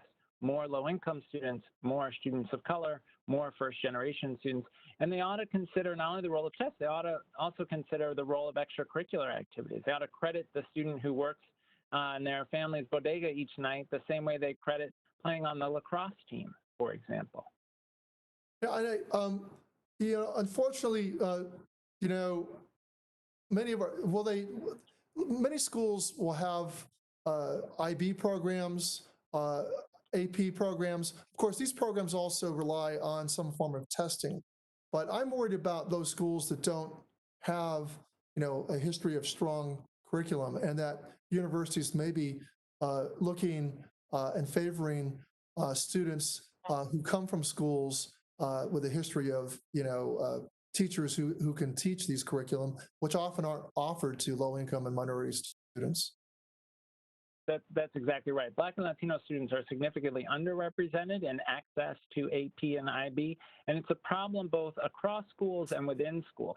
So students of color are less likely to be in schools that offer those courses, but even when they are in schools that offer those courses, they are underrepresented relative to their percentage of the population. We know that issues like implicit bias affect who gets referred to those courses. There are some states that are now moving to a automatic default enrollment of students who qualify so that they try and reduce the role of implicit bias and perhaps teacher recommendations in the enrollment in those courses. Of course, I've long thought about how do we have an alternative to access to higher ed where the gateways are kind of characterized by, testing, different kinds of admissions testing. I've long been interested in concurrent enrollment strategies such as early college high schools. What do you think about, alternatives such as that? Yeah, dual enrollment, we know from large-scale studies, can increase the likelihood that students graduate from high school and go on to college. So we ought to invest in dual enrollment. The challenge is the districts that need those dual enrollment programs the most are the ones with the least resources. And so we really need that infusion of additional dollars for K-12 and the higher ed institutions that serve high-needs communities. It does take resources to make sure that they have the teachers who are qualified to teach those courses, who know about the pedagogy. These school systems will need support in implementing the strategies of dual enrollment and early college high schools. That's exactly right. And we know that low-income students and students of color are disproportionately enrolled in the districts that are getting the least resources. And that's likely to get worse if states have to make huge cuts as a result of the COVID-19 economic crisis. Well, you talk about maintenance of equity requirement. What do you mean by that? Well, we won't have time. I need to yield back, but wonderful to talk to you, Mr. King. Thank you so much. Good to see you. Thank you. Next, gentlelady from New York, Ms. Stefanik. Gentleman from Georgia, Mr. Allen. Mr. Chairman, I just want to say Ms. Stefanik had to step out to another. So thank you. Thank you. I'd been advised that she had to leave, but I wanted to call her name just in case she had gotten back in. All right, so can you hear me? Mr. Allen from Georgia. Yes, sir. Can you hear me? I can hear you. Great, super. Thank you for holding this hearing today. And one of the things that I brought up in the last hearing, and I wanted to make sure that we, had some feedback on this, is that, in 2018, our federal spending was about $4 trillion, discretionary, which is about 30%, is $1.2 trillion. Mandatory was $3.8 trillion. And then in 2020, that has gone up substantially. We're at about $3 trillion in mandatory, 1.485 trillion in discretionary, and so it's gone up about $500 billion. And my question is simply this, and this is to Mr. Roy. We have spent about almost $4 trillion since COVID-19. And of course, you've heard mentioned the HEROES Act here today, which is an additional $3 trillion, which would just about triple or more than triple discretionary spending. Mr. Roy, have you looked at the situation as far as discretionary, as far as this spending goes, and its impact on the people of this country that are taking on? I've never liked debt. Obviously, I don't mind doing, debt when you have collateral and that sort of thing, but it looks like to me that we're on a downward spiral that's not going to be good for anybody in this country. Can you comment on that, Mr. Roy? Well, Mr. Allen, it's interesting because tomorrow I'm actually testifying before the House Budget Committee on this very topic, how the combination of congressional spending and, of course, declining revenue from the lockdowns is going to lead to a massive explosion of the deficit this year. And by the way, all that does is move closer to us the ultimate fiscal reckoning, which will happen when we have to crash federal spending in order to deal with a fiscal crisis, when nobody wants to buy treasury bonds because the U.S. is insolvent. And who will that harm? That will most harm the people who most depend on public assistance, public spending, Medicare, Medicaid, Social Security. So the more we destabilize our fiscal situation, the more we're putting at risk economically vulnerable populations. So, we've had to deal with COVID-19 crisis, and the next, it looks like if we don't do something about it, do you believe that fiscal crisis is coming upon us and coming upon us rapidly? Yeah, I mean, in both directions, right? So who knows? We can never predict when the fiscal crisis will come from the debt that we're piling on year after year. But we know it will come because the laws of math, the laws of economics, we don't get an exception from those laws in the United States. Exactly, and really the only way to overcome where we are is a strong economy. As far as the workers that were affected, or the workers that benefited from our strong economy, which just 3 months ago was 22 trillion going on 23 trillion. Who benefited the most from that strong economy? Low-income Americans, minorities. As I mentioned in my written testimony, the disparity between the white and black unemployment rates, the disparity between the white and Hispanic unemployment rates were at record lows prior to the pandemic, and those disparities have now widened. The lockdown is driving those disparities. As far as the biggest issue, and we've got just 1 minute to answer this question, the biggest issue I hear in my district is people who are on unemployment, including the $600 bonus, don't want to return to work. And there's a lot of animosity between the employers and the employees about returning to work. Have you looked at how this is affecting folks going back to work and rebuilding this economy?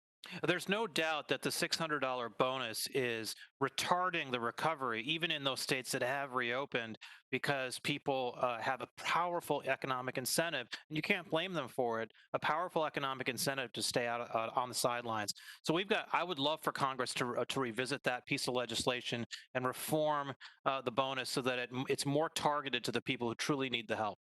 Good. And of course, the liability question is the other issue that we've got out there as far as employers worried about liability in bringing their employees back to work as far as lawsuits.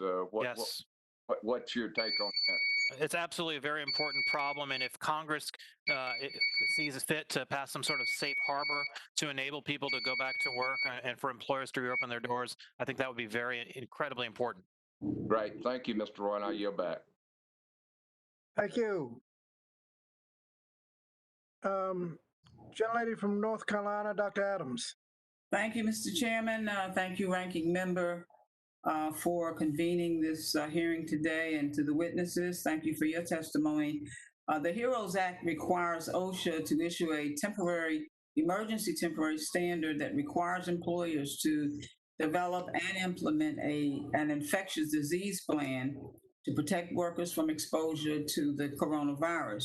This provision also makes it a violation of the OSHA Act to retaliate against workers for raising concerns to the employer or to the government about inadequate infectious disease protections. Dr. Wilson, in your expert opinion, is an enforceable safety standard a necessary step to economic recovery, or would it, as opponents contend, impede economic recovery? I think it's a necessary step to economic recovery. As I mentioned, ensuring the health and safety of American workers and communities across the country are a critical step in building a solid recovery. We know from surveys that about 60% of those who work outside of their home express that they have concerns about contracting coronavirus. And among workers of color, Black and Latino workers in particular, that's closer to like 70% of those workers expressing concerns, in addition to the fact that they express greater concerns about retaliation as a result of speaking up against that. So it's very important that as workers go back to work, as have frontline workers who are already out there, that workers are empowered to advocate for the protection of their own personal health and safety, as well as the health and safety of American workers.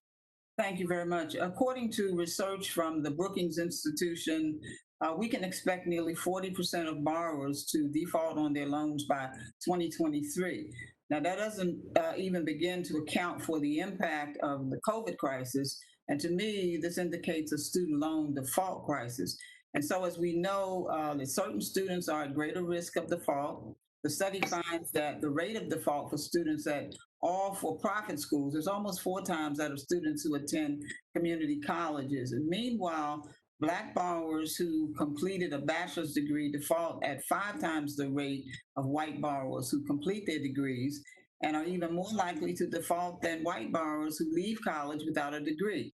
I am concerned that the student loan default crisis will worsen in the wake of COVID-19. Secretary King, what can you tell us about those who struggle most to pay back their loans? And what do you see COVID-19, how do you see it impacting these struggling borrowers? Yeah, thank you, Congresswoman. Well, certainly the racial wealth gap is driving the degree to which Black students are disproportionately likely to default on their loans at every income level. Even at the highest income level, Black students are still some 7 times as likely to default as white students. The key is to provide targeted debt relief to try to address this and to ensure that college is more affordable. If you look at the amount of the cost of attending a public college that was covered by Pell Grants in 1980, it was some 80%. Today, that's down to 28%.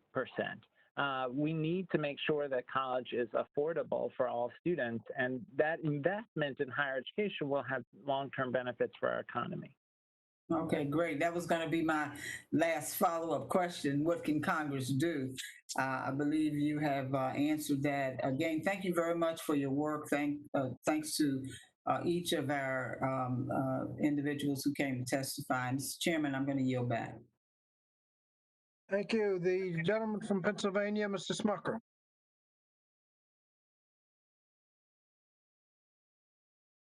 Thank you, Mr. Chairman. Appreciate this hearing on this important topic. I'd like to thank Mr. Roy, you for being here today. I really value your insight on these matters for not only the extensive research work that you've done evaluating economic policies, but also your ability to speak to the healthcare impact given your medical background. So I want to go back to the discussion around the disproportionate deaths in the nursing homes. My district is home to a high number of senior housing facilities, nursing homes, assisted living facilities, and other seniors-only residential communities. My state, Governor Wolf in Pennsylvania was one of 5 governors who made the devastating decision to force nursing homes to take COVID positive patients. Now think about this, and you mentioned this earlier, many nursing homes were not in a good position to handle infection, to prevent the growth of infection.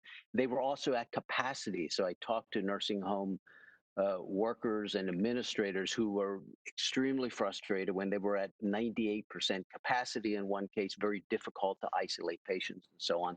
And we were moving patients, the governor was moving patients to the nursing homes when the hospitals were virtually empty and were best equipped to handle this. The impact in Pennsylvania has been devastating. Nearly 70% of the deaths in Pennsylvania have occurred in nursing homes. To date, 6,400 deaths, 6,426 deaths in Pennsylvania, 4,389 of those were in nursing homes. To make that decision worse, at the same time, the governor was not adequately prioritizing nursing homes for PPE. They were receiving PPE only after hospitals had what they needed. So it was devastating. Mr. Avik, or Mr. Roy, I should say, I'm sorry, 4,389 deaths in nursing homes in Pennsylvania. How many of those can be attributed to that disastrous policy? Well, Mr. Smucker, good to see you. I don't know the answer to that because we have to look facility by facility and really do a retrospective analysis. I hope that those analyses are done by researchers as time goes on and we have more time to look at this particular problem. But as you say, it's a catastrophe. 68% of all deaths in Pennsylvania are in nursing homes, and yet, and by the way, the one thing that's really important to mention here is this was not some oh boy, look at what happened here. We shouldn't have done that. At the time that Governor Wolf put this order into effect, at the time that Cuomo and Murphy and Whitmer and the other governors put these orders into effect, the nursing home community was up in arms fighting these orders, arguing that they would devastate their facilities. You're exactly right. I talked to them. I was talking to them at the time, and they were desperate for help. And it was in Pennsylvania and not New Jersey where the Secretary of Health quietly removed her own mother from a nursing home in the midst of this crisis. Think about that. Took her mother from a nursing home despite moving patients to nursing homes and really simultaneously telling millions of Pennsylvanians that it was safe to keep your loved ones there. It's incredibly frustrating, and it makes me angry to understand what has happened here in Pennsylvania. One of the things I haven't heard, and I'm wondering if you have any information on this, can you shed any light on a disproportionate impact of nursing home residents who are minorities? Are there more minorities who have died in nursing homes as well as in the general population? As I mentioned in my written testimony, we've tried to do that work. So we've done some basic correlations or regression analyses of racial demographics at the state level and nursing home fatalities. At the state level, we don't see a correlation. And what we're hoping is that with the new CMS data that's nursing home by nursing home and county by county, we can see if there are more correlations at the county level, at the facility level, but we don't know yet. One of the other, and I'm running out of time quickly, but we have continued to be in a lockdown and a shutdown in Pennsylvania for an extraordinarily long period of time. How do you think that would have changed had we given adequate consideration to how many of the deaths were being we were seeing them in nursing homes? I mean, this is the two points that I really want to drive home in this hearing. The first is that we didn't do enough to protect people in nursing homes who are disproportionately non-white. The second thing is that in a state like Pennsylvania, where 70% or 68% of the deaths are happening in nursing homes, that means that the risk for the average Pennsylvanian who's not in a nursing home, the 99.4% of Pennsylvanians who don't live in nursing homes, their risk is cut by 2/3, which means you can do more to reopen the economy, reopen schools safely for those individuals. And we have unnecessarily harmed those vulnerable populations with lockdowns. Thank you. Thank you. Gentleman from California, Mr. DeSallier. Gentleman from New Jersey, Mr. Norcross.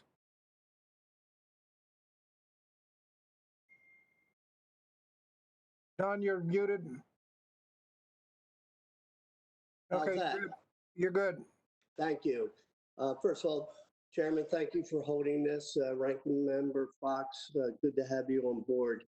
I do want to follow up on a couple of items that we've talked about. I keep hearing about the fiscal health of our country.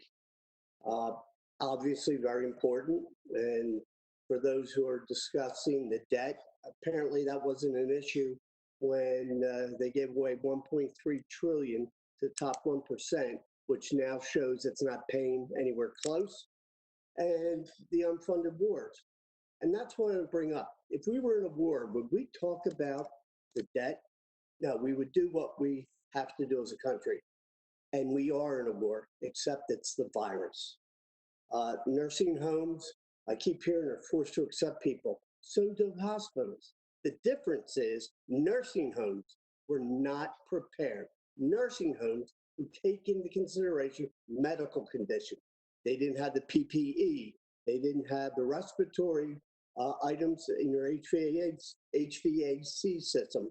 And the idea of saying the workers can only work in one nursing home, pay them a living wage, and then they wouldn't have to go nursing home to nursing home. So with that being aside, I just want to talk about schools. When we look at what's going on, and I know my colleague just talked about the OSHA standards, right now there are only guidelines. Dr. Wilson, can you talk about the difference that schools, particularly in areas with challenges to their budget, urban areas, that they're not getting direction now? If you have a standard, which we've talked about quite a bit here, we would know how to prepare for it. We are in June, July, August, the construction period for schools, yet we're not seeing schools follow any standards. come the end of August, beginning of September, kids are coming back. What's going to happen if they don't have their facilities set up for this COVID? Dr. Wilson?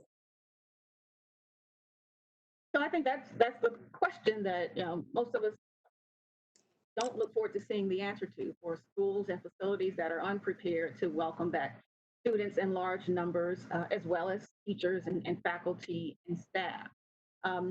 So having the standards in place so that students are safe, so that teachers and staff are safe is essential to reopening. That's a part of our recovery. Part of the recovery is about people having confidence that they can safely return to work, safely return to school, safely return to their way of living without putting their health at risk. Because right now, as I understand, most schools, the 6 feet, but they're not giving guidance. Many states have something called public ownership, which is determined by the state. Yet even those states aren't accepting these standards. Do you see, come September, when the children go back, what confidence will parents have that the school's ready for it?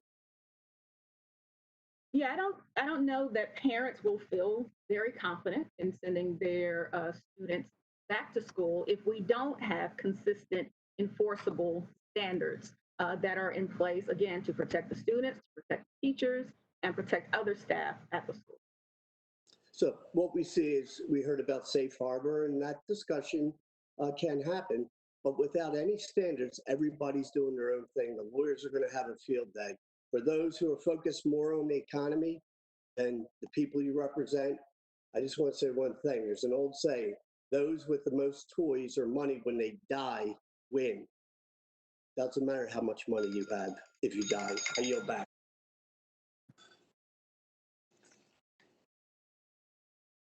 Thank you. Gentleman from Indiana, Mr. Banks. Gentleman from Indiana, Mr. Banks. Gentleman from North Carolina, Mr. Walker. Gentleman from North Carolina, Mr. Walker. Gentleman from Kentucky, Mr. Comer. Gentleman from Idaho, Mr. Fulcher. Gentleman from Kansas, Mr. Watkins.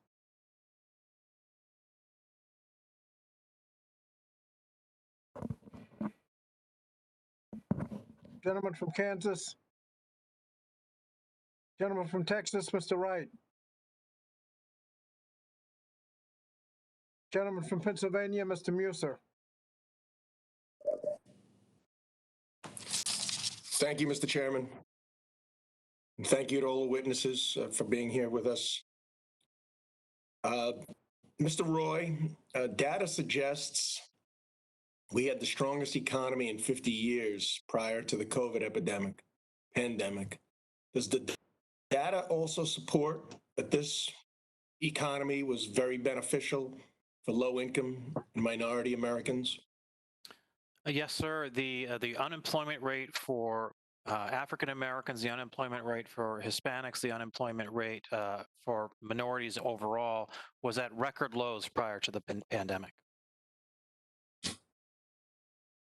Would you say during the course of the improvement in our economy that was the most significant improvement economically for Americans, including low-income and minority workers?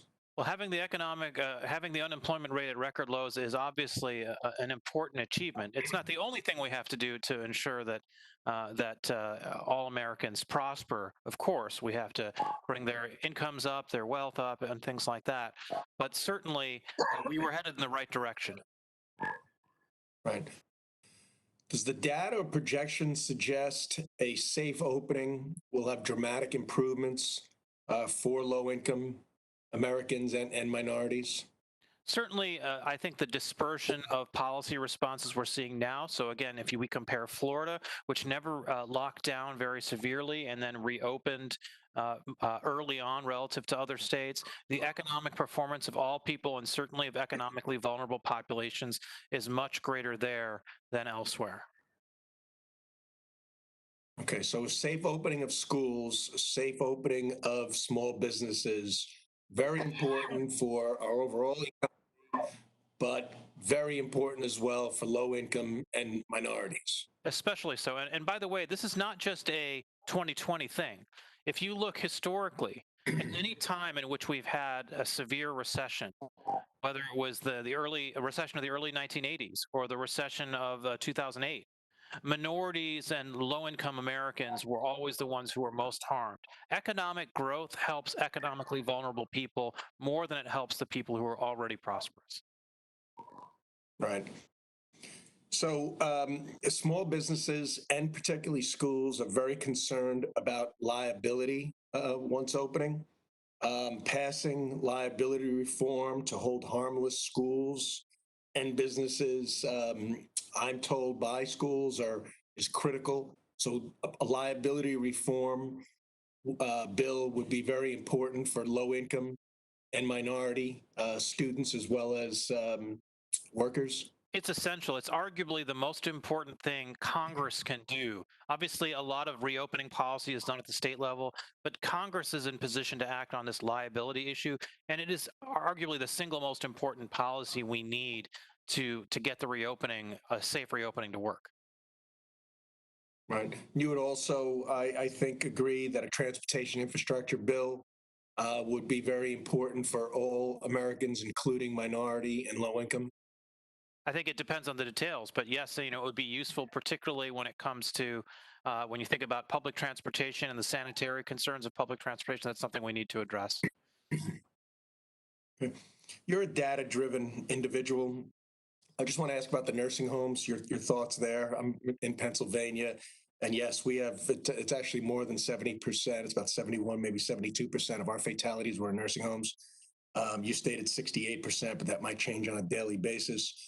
When there was the Washington State and other areas in early March, we saw fatalities occurring, the corona just running through some of those nursing homes and seeing the fatalities.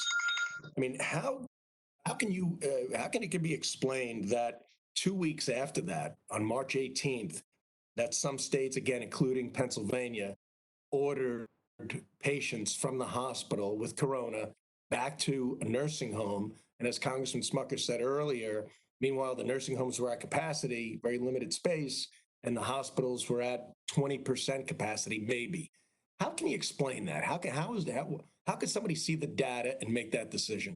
Well, it was clearly a reckless and catastrophic decision. I mean, what they would say, in hindsight, I suppose, is what Andrew Cuomo, for example, would say, or Governor Wolf might say is, well, we were worried that the hospitals would get overwhelmed with COVID patients, and that's why we wanted to force the nursing homes to accept the least severely ill of those actively infected COVID patients. But that was a terrible, that was a completely wrong way to think about it. Because if you worsen the disease in nursing homes, you're going to have more people come to the ICUs and more people come to the hospitals, because the people who were most at risk of dying and being severely ill was the nursing home population. So they had their thinking backwards, but I think that was part of the thought process. Thank you. Mr. Chairman, I yield. Thank you. Gentlelady from Washington, Ms. Jayapal.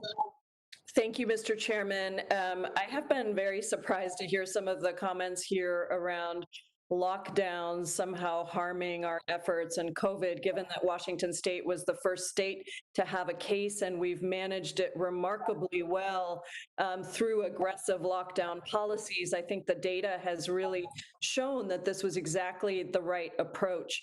Mr. Chairman, I wanted to focus my time today on people of color and healthcare. We know that people of color are disproportionately on the front lines as healthcare workers, janitors, postal service employees, and farm workers, and that people of color are overrepresented among COVID-19 cases, with Black Americans nearly 4 times more likely to die from COVID-19 than white Americans, and Latinx people comprising a greater share of COVID-19 cases than their share of the population in 42 states. They have allowed us, frankly, to stay safe while they've been risking their own lives, and yet we continue to fail communities of color by not ensuring equitable health care for all. We know that people of color are disproportionately lack access to health care, representing over half of America's uninsured population. Dr. Wilson, why do people of color disproportionately lack access to health care?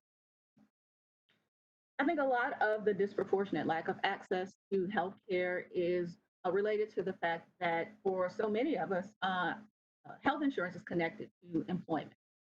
And we know that there are persistent disparities in the labor market, both in terms of employment outcomes, but also in terms of the kinds of jobs and the positions that people hold, and the disparities that exist across those different kinds of occupations, whether you're a full-time employee or a part-time employee, et cetera.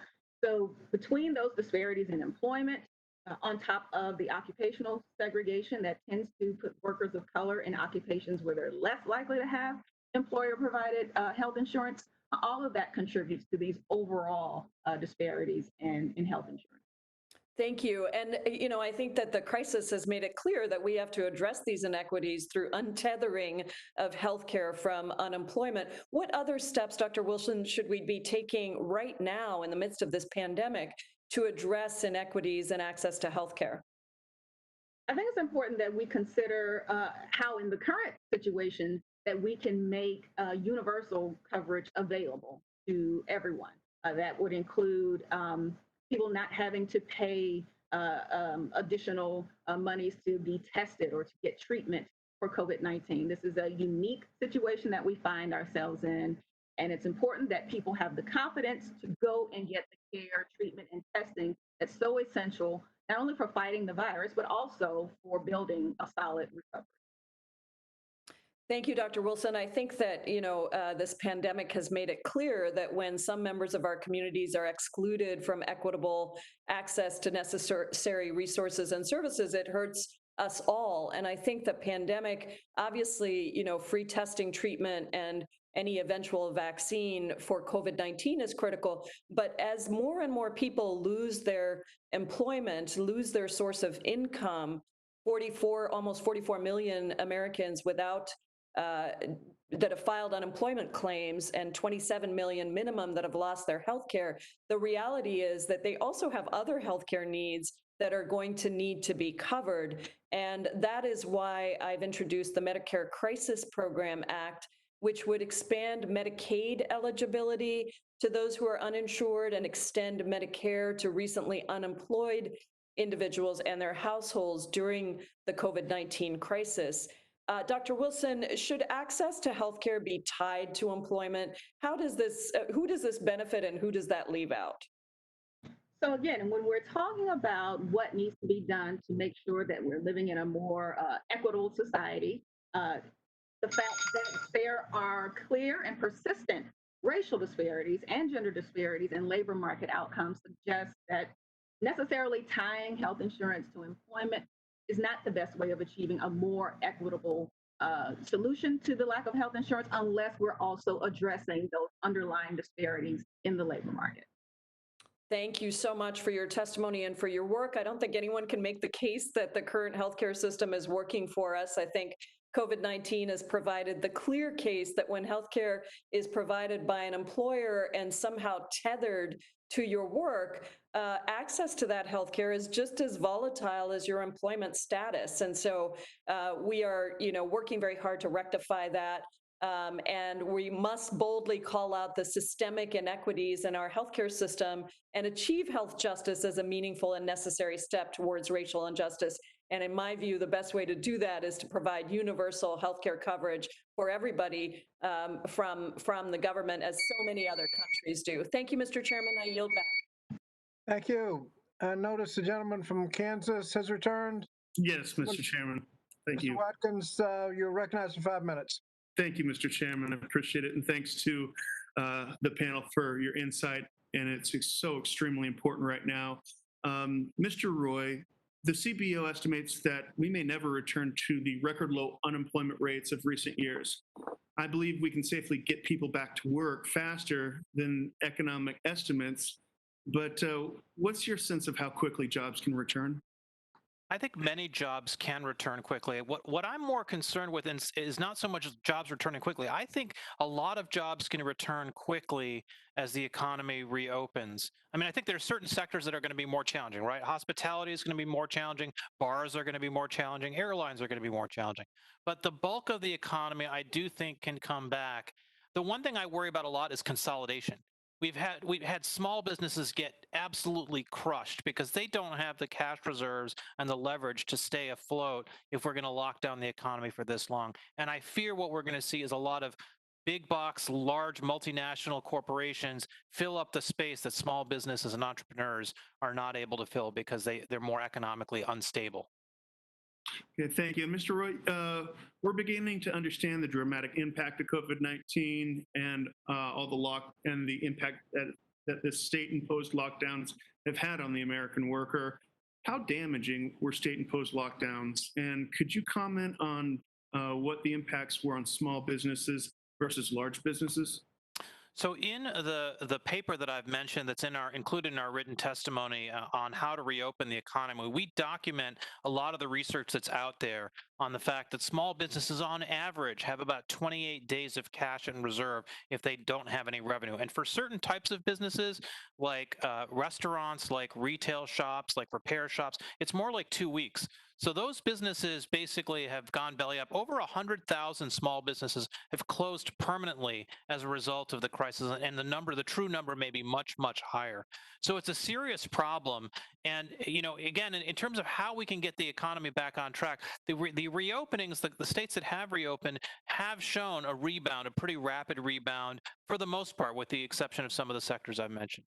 Okay, thank you. And obviously, you mentioned that limiting companies' liability is such a critical component. Is there a precedence that I could look back to serve as maybe a baseline to understand effective policies? I'm sure there is, Mr. Watkins. I'd have to go back and look myself to see if the one that really makes sense here. So I don't have a good answer for you on that right now. Sure. And Mr. Roy, you mentioned earlier in response to Dr. Fox that the Tax Cuts and Jobs Act, that deregulation, they were a few of the main reasons for such a strong economic or such a strong economy and low unemployment before COVID-19.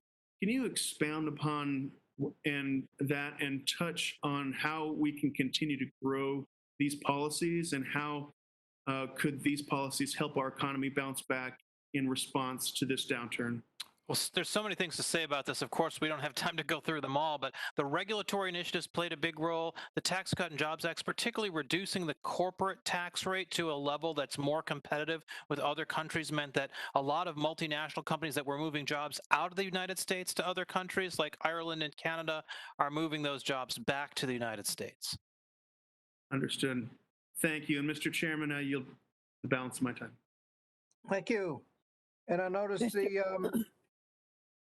Mr. Chairman, I know you have favored the gentleman from Virginia before, but today you're disfavoring him. You keep skipping over him, and I have to speak up for him because he's been with us from the beginning, and you've gone over him about 4 times. So the next time you recognize a Republican, I would ask that you come back to Mr. Klein.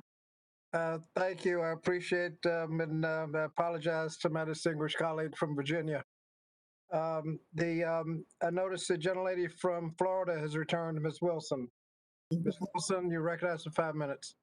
Oh, thank you so much, Chairman Scott, for your extraordinary leadership, and Ranking Member Fox for holding this hearing to investigate how the COVID-19 pandemic has widened racial inequities in education, health, and the workforce. I want to thank all of the witnesses for their testimony today.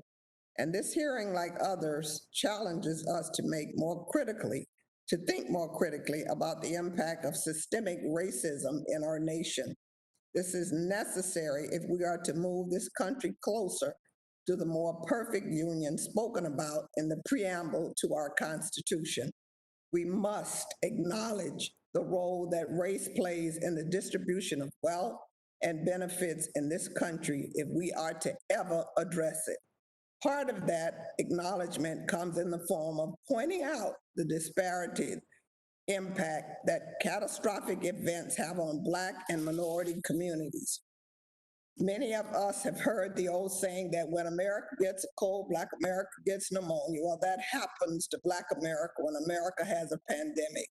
And disproportionately, negative health outcomes, disproportionately negative education outcomes, disproportionately negative employment outcomes. So I have a question, and my question is for Dr. Wilson. In the aftermath of the Great Recession, you and your fellow economists sounded the alarm about elevated levels of long-term unemployment, which disproportionately affected African American workers. What is long-term unemployment? And do we need to be afraid that long-term unemployment will surge again among workers of color in this crisis? Thank you for that question. Long-term unemployment is defined by people being reporting being unemployed for 26 weeks or longer.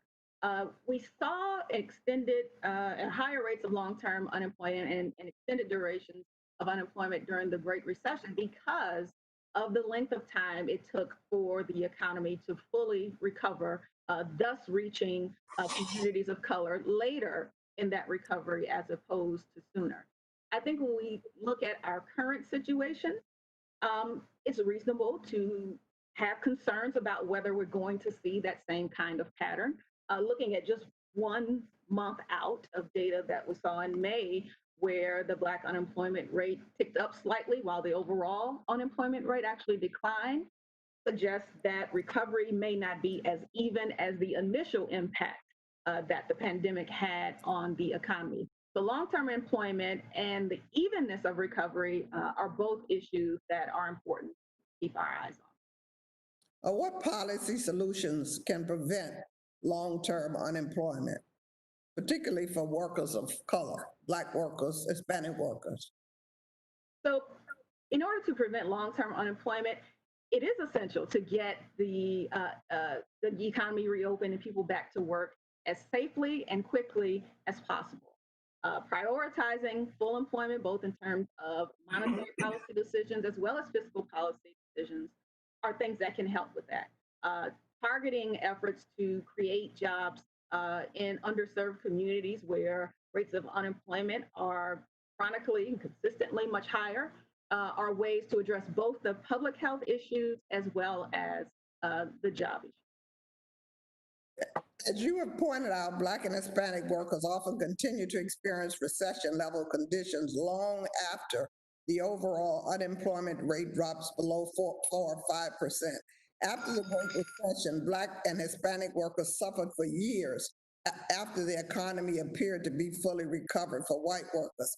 Thinking ahead to this economic recovery, I'm curious whether you believe the Federal Reserve and policymakers need to shift how we define full employment. What effect could shifting this measure have on racial equity for workers? I think in order to more accurately evaluate full employment, we have to consider the disparate rates of unemployment that exist across different communities. It goes beyond looking at one number, NARU, for example, that has consistently overestimated where unemployment should be in order to have a full and equally shared recovery. So it requires that we pay attention to what's going on in different communities and full employment not be declared until we see recovery happening in all communities, regardless of race, ethnicity. I yield back. Thank you. And now the distinguished gentleman, my distinguished colleague from Virginia, Mr. Klein, and I apologize for skipping over you. Mr. Chairman, it's fine. I've been enjoying the conversation. I just have a couple questions for Mr. Roy. You know, here in Virginia, our governor has placed quite a few restrictions on places of work and, you know, settings from state to state, workplace settings vary greatly with respect to how much risk of COVID-19 spread exists for workers and for customers. Have these differences, the restrictions that different states, have they contributed to the impact of COVID-19 on minority communities, and have the restrictions recognized these differences? And should states continue to refine these restrictions based on the actual risk that's present? Well, one great example of this, Mr. Klein, is the towns that are on the border between Virginia and Tennessee, as you know, because Tennessee has pursued a policy of opening. They've also done a far better job of controlling the spread of COVID-19 in nursing homes, but they've also had a much more open economy. And so in Tennessee, we're seeing much better performance for economically vulnerable populations and also of medically vulnerable populations, a much better performance in Virginia all the way around. And yet Virginia is continuing to lock down in I would say, one of the most aggressive states in the country in terms of economic restrictions relative to their actual public health utility. Thank you. We're hoping that we can see some loosening of those restrictions and some improvements in economically vulnerable areas of the state. I think it goes to your point. Another question relating to higher education. Some students are really yearning to participate in the normal on-campus college experience. But what should these students be aware of as they head to school in a couple of months? And what can they do to minimize the risk of contracting the coronavirus? And as a follow-up, how can students diminish the likelihood of passing the virus on to older family members that they have at home? Yeah, another great question. This is something that's going to be part of the forthcoming report we're putting out at FREOP on reopening schools, including post-secondary educational facilities. So one thing that's important here is you want to obviously adjust campuses to have a little bit more physical distancing, and that means maybe some students, particularly for most colleges, you don't have to have everyone in the dormitories. Most colleges, in fact, don't have enough housing space to house most of their students. So allowing students and enabling students to come to classes from home is going to be very important, particularly those who are in more vulnerable populations. On the flip side, maybe you have a student who needs to live in the dormitory because that's a way of avoiding being around their grandparents or other at-risk individuals. So it's important for the housing policies of universities and colleges and other post-secondary facilities to take that into account, take the individual risks of students into account. Obviously, you want to be careful and you want to be safe, particularly around older faculty members, older members of the staff. But in general, people in the age bracket of colleges are at very, very low risk of severe illness and mortality from COVID. And I would recommend to this committee, if members haven't already reviewed it, the testimony to the Senate Help Committee from Purdue President Mitch Daniels, which was very compelling on all these points. I appreciate that. We have, not only does the 6th district have more colleges and universities than any other congressional district, save one district up in Boston. I'm not sure if it's Congresswoman Trahan's or a different one, but we also have James Madison University in Harrisonburg, which is a coronavirus hotspot. It's going to be a scenario when they return to campus where there's going to have to be a lot of education and really a lot of work on the part of the whole community to ensure that the community stays safe and our efforts to bring the numbers down continues aggressively. So thank you for your answers to those questions. Whatever time I have remaining, I'm happy to yield to the ranking member. I want to thank you. Mr. Roy, as you mentioned in your written testimony, low-income students and students of color have experienced disproportionately negative impacts of school closures. Given the body of research showing improved educational outcomes for participants of choice programs and their overwhelming bipartisan support among the public, do you think Congress should examine ways of expanding school choice as we consider the possibility of future aid packages? Yes, I mean, there's a lot of things to consider here. One is that school choice can be useful in allowing students to have in-person instruction in less hotspot areas. So if you live in an area where the pandemic has had an outbreak, but you need to get an education, school choice might allow you to get that education somewhere else. Also, one thing that's very important as a component of choice is not just choice of your school, but choice in a particular class. For example, maybe there's a student who's really, really good at math, but his own high school doesn't have the capacity to teach him, say, AP calculus, but he can, through a virtual modular educational choice, have ability to get that instruction from a different school or a different teacher. So there are a lot of different elements to disaggregating school choice into a broader concept of educational choice. And our scholar at FREOP, Dan Lips, has been one of the pioneers in that area. And I'd like to note that Thomas Sowell has a wonderful editorial in the Wall Street Journal about the importance of school choice for minority and low-income students. Thank you, Mr. Chairman. Thank you, Mr. Klein. Thank you. Gentleman from New York, Mr. Morelli.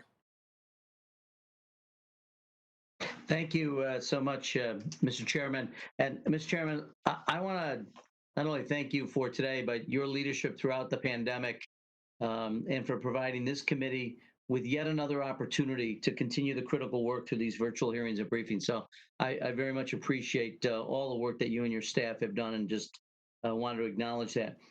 Since March, our nation has faced insurmountable challenges and heart-wrenching losses. The virus doesn't play by clear rules. So for months, we've been really largely relied on reacting to this unprecedented crisis to support our communities and our constituents. But now, as we're regaining footing in many places, we have a very real opportunity, it seems to me, and a responsibility to take sort of intentional and preemptive action to safeguard the nation, especially communities hardest hit by the pandemic, against further fallout. So, and there's no doubt, I mean, obviously we've talked about it at some length today, the racial and ethnic inequities that have existed for generations, but the virus is now bringing that into stark relief and looking and demonstrating how much our nation, how deep these inequities go.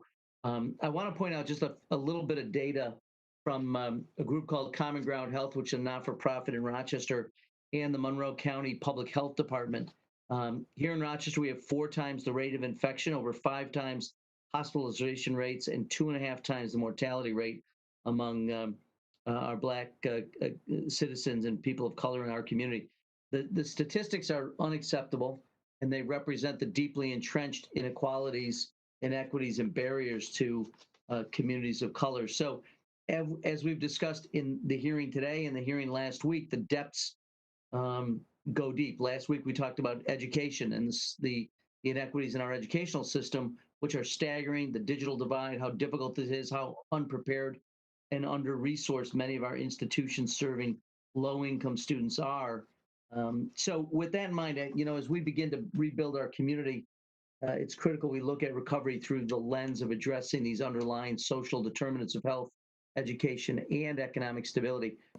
I had a couple of questions. Before I do that, I do want to acknowledge my good friend, Mr. King. He was before Secretary of Education, was the Commissioner of Schools or Commissioner of Education in the state of New York, and he and I worked on many projects together. So I just wanted to acknowledge him and thank him for being here, as well as the other panelists. I do have a question for former Secretary King, but before I do that, Dr. Jones, you had mentioned during your testimony that you essentially invited a questioner to ask about an allegory which helps talk about structural racism. I don't think anyone has done that.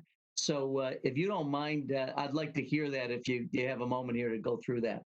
Yes, I'll do it very quickly because I know you also want to ask a question of the secretary. So this is an allegory, like most of them, that's based on something in my own real life that happened. The moral is that racism exists. When I was a medical student, I was studying long and hard one Saturday with some friends. We got hungry. I had no food in the apartment. We decided to go into town and find something to eat. We find a restaurant. We walk in. We sit down. Menus are presented.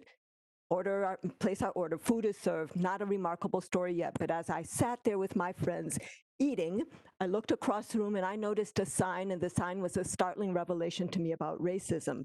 So now I've intrigued you. What did the sign say? The sign said open. And if I hadn't thought anything more about it, I would have assumed that other hungry people could walk and sit down, order their food and eat. But because I knew something about the two-sided nature of those signs, I recognized that now indeed, because of the hour, the restaurant was closed, that other hungry people just a few feet away from me, but on the other side of the sign, would not be able to come and sit down, order their food and eat. And that's when I understood how racism structures open, closed signs in our society. It structures a dual reality. And for those who are sitting inside the restaurant at the table of opportunity eating, and they look up and they see a sign that says open, they don't even recognize that there's a two-sided sign going on, because it's difficult for any of us to recognize the system of inequity that privileges us. Difficult for men to recognize guilt sexism, et cetera. Yet those on the other side are very well aware there's a two-sided sign going on because it proclaims close to them, but they can look through the window and see people inside eating. So for those inside the restaurant who ask, is there really a two-sided sign? Does racism really exist? I say, I know it's hard for you to know when you only see open. In fact, that's part of your privilege, not to have to know. But once you do know, you can choose to act. So it's not a scary thing to name racism. It's an empowering thing. Doesn't even compel you to act, but does equip you to act so that if you care about those on the other side of the sign, which is an if, you could talk to the restaurant owner who is inside with you, say there are hungry people outside, open the door, let them come in. You'll make more money, all the conversations we could have. Or maybe you'll push food through the window, or maybe you will try to tear down that sign and break through the door, but at least you won't be sitting back saying, wonder why those people don't just come on in and sit down and eat, because you'll understand something about that two-sided sign. I won't go any more deeply into it. Thank you for asking. Yeah, thank you. And I know my time is just about expired, so I'll have to wait and get Mr. King and Dr. Wilson. And I had another question for you, Dr. Jones, but I'll yield the balance of my time. Appreciate very much all the panelists and the work they're doing. Thank you. Gentleman from South Dakota, Mr. Johnson. Thank you, Mr. Chairman. I appreciate it. Mr. Roy, I was intrigued by the conversation that you and Mr. Klein were having about reopening in the fall and best practices. I think your answer focused, and Mr. Klein's line of questioning focused largely on the collegiate system. Let's talk a little bit about the K-12 environment. If you were giving advice to school board members or administrators who wanted to make sure they reopened in an appropriate and safe way in the fall, what guidance would you provide to them?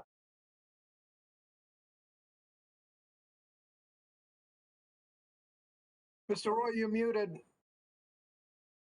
Excuse me for that. I'm sorry. As I mentioned in my testimony, we have a paper forthcoming on this topic, which I'm happy to share with you once it's out. It should be out in a few days. The one thing, let me start with one thing, which is we're going to have to make some accommodations for people who can't physically attend school. So if you're a child who lives with your grandparents or you have other at-risk individuals in your household, those are individuals that we're going to need to have stay at home. There may be teachers who are elderly or otherwise at risk who similarly will need paid leave or other accommodations. But leaving those two things aside, okay, so then what do you do for those particular individuals? One thing that we've been working on with some of my co-authors with certain states is at the state level, centralizing the virtual curriculum, so having so that you don't leave the burden on an individual school district to create the virtual curriculum that runs in parallel to the in-person curriculum. Have that done at the state level, so that if you are a student who does need to stay home, that process is scaled up more and leverages the resources of the state rather than at the district level. And then for the people who who are able to go to school, there's a lot. I think we can be more confident that the risk of transmission is low. One thing I should mention, by the way, that I haven't mentioned yet, is that we have a lot of research from outside the United States, in particular, that shows that transmission of COVID-19 in children is very, very low. For example, in Iceland, they did a study of the entire population of Iceland and found that there was not a single incident of a child transmitting COVID to his or her parents, which is pretty remarkable if you think about it, given that they live together and are around each other all the time. So that gives us a lot of confidence that children are not vectors of transmission. And that means a lot of the precautions that schools are making regarding, well, we're going to only have to have classes of 6 people, say, or all the desks have to be, 6 feet apart. We don't necessarily know if that's true. And I think there should be some flexibility in school districts to take that into account. Thank you very much, Mr. Roy. And I would, Mr. Chairman, I'd like to yield the rest of my time to the ranking member. Thank you, Mr. Johnson. Mr. Roy, let's follow up on Mr. Johnson's questions. I think it was a good one. As these restrictions are being raised, they're very blunt instruments. Everything shuts down. They're being lifted now. How should states and cities approach their decisions to lift restrictions and allow businesses and schools to reopen while keeping people safe? The very instructive example you gave us from Iceland. Yeah, so we know that, for example, or at least there's a lot of evidence now that's accumulating that children are not vectors of transmission, which should give us more confidence when it comes to reopening childcare centers, and K through 12 schools, and even potentially post-secondary college instruction. We have to obviously do more research to confirm this, but we have very good reason to believe that that will work. And as I also mentioned, a lot of European countries, Germany, Switzerland, Austria, I could go on, have reopened schools without an impact on their caseload, their hospital load, et cetera, from COVID-19. So all that seems to indicate that that your vulnerability to COVID-19 is related to the nature, to the degree to which you are a vector of transmission. And so again, for all those reasons, I think we have a reason to be hopeful and optimistic that younger populations can go back to work, and also younger workers can go back to work. So when it comes to reopening workplaces, I think one thing that states can do is think about industries, sectors, businesses in which the workplace is disproportionately younger, because those are things you can bring back more quickly for states that are in the more hesitant camp. Thank you, Mr. Johnson. Thank you, Mr. Chairman. I yield back. Thank you. Gentlelady from Pennsylvania, Ms. Wild. Gentleman from California, Ms. I'm here. Pennsylvania, Ms. Wild. Thank you, Mr. Chairman. Took me a minute to unmute. This question is for Dr. Jones. Dr. Jones, only 8 of the 60 retail drive-through COVID-19 sites that have opened as a part of the presidential administration's public-private partnership are located in Black communities. A company in my congressional district has received grant money for the development of rapid self-COVID tests and at-home tests. How important is it that the federal government permit these tests to be purchased over the counter and without a prescription, and subsidize the cost of these tests and or somehow make them free, and also require that insurance covers these tests with no cost sharing, and that we protect and fund the U.S. Postal Service so that people can receive these rapid at-home tests without having to travel to the store? That's a multi-part question, but kind of all part of the same piece. Right. Well, it's very important that we increase testing in communities that have been the hardest hit. So that's the first thing. I actually haven't researched the new at-home tests that you are talking about. I would say that other additional ways to support testing in communities is to work with community organizations, to work with the Y, to work with others who are placed in community for even coming and because I don't know about that particular test, but I think there is something. And just to clarify, the test is not yet available. The company is OraSure in my district, and they are working on it and developing it, but it is anticipated that it will be available later this year.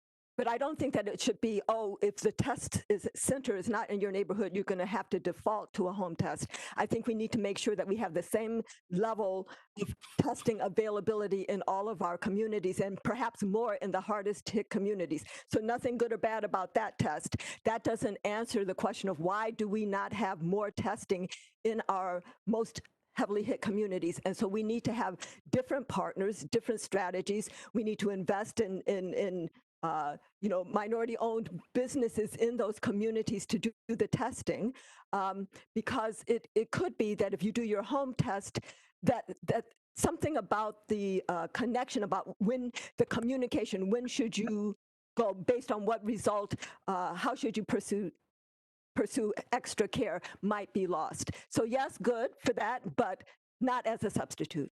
Thank you very much. That's very helpful. I'd like to direct the next question to Dr. King. And Dr. King, if you could, I want to make this quick, but we know that even before COVID struck, far too many students were leaving college before earning their certificate or degree, and that this has been disproportionately likely to occur among low-income students and students of color. I'm deeply concerned that with the health pandemic, that the small progress that we may have made on increasing the rate of college completion is going to vanish. Could you discuss the inequities in college graduation rates among different types of students, and whether we've actually made progress in closing that completion gap among low-income students and students of color?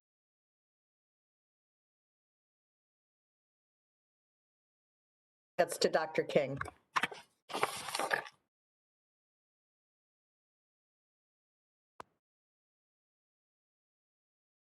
Dr. King, are you still on mute?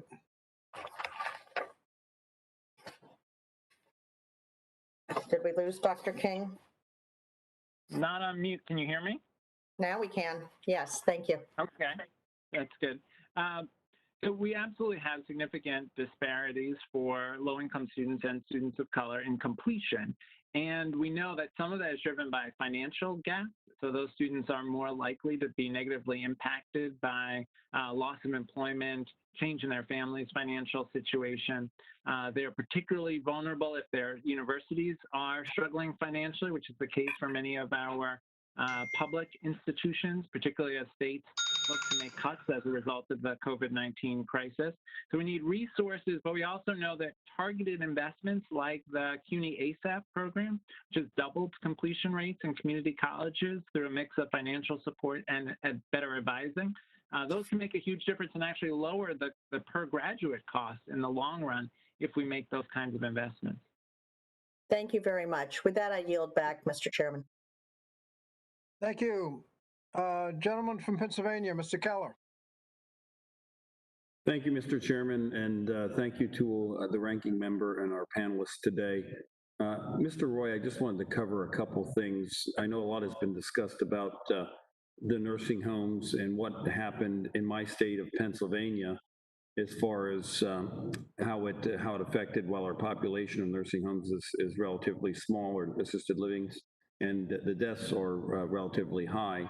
I take a look at that. We've discussed on that side of it, but how did the other 45 governors in the states that handled it better, were they looking at different information, or what do you think might have led them to make decisions that protected that population versus the governors like Pennsylvania, New Jersey, California that had the problem with the deaths in these facilities?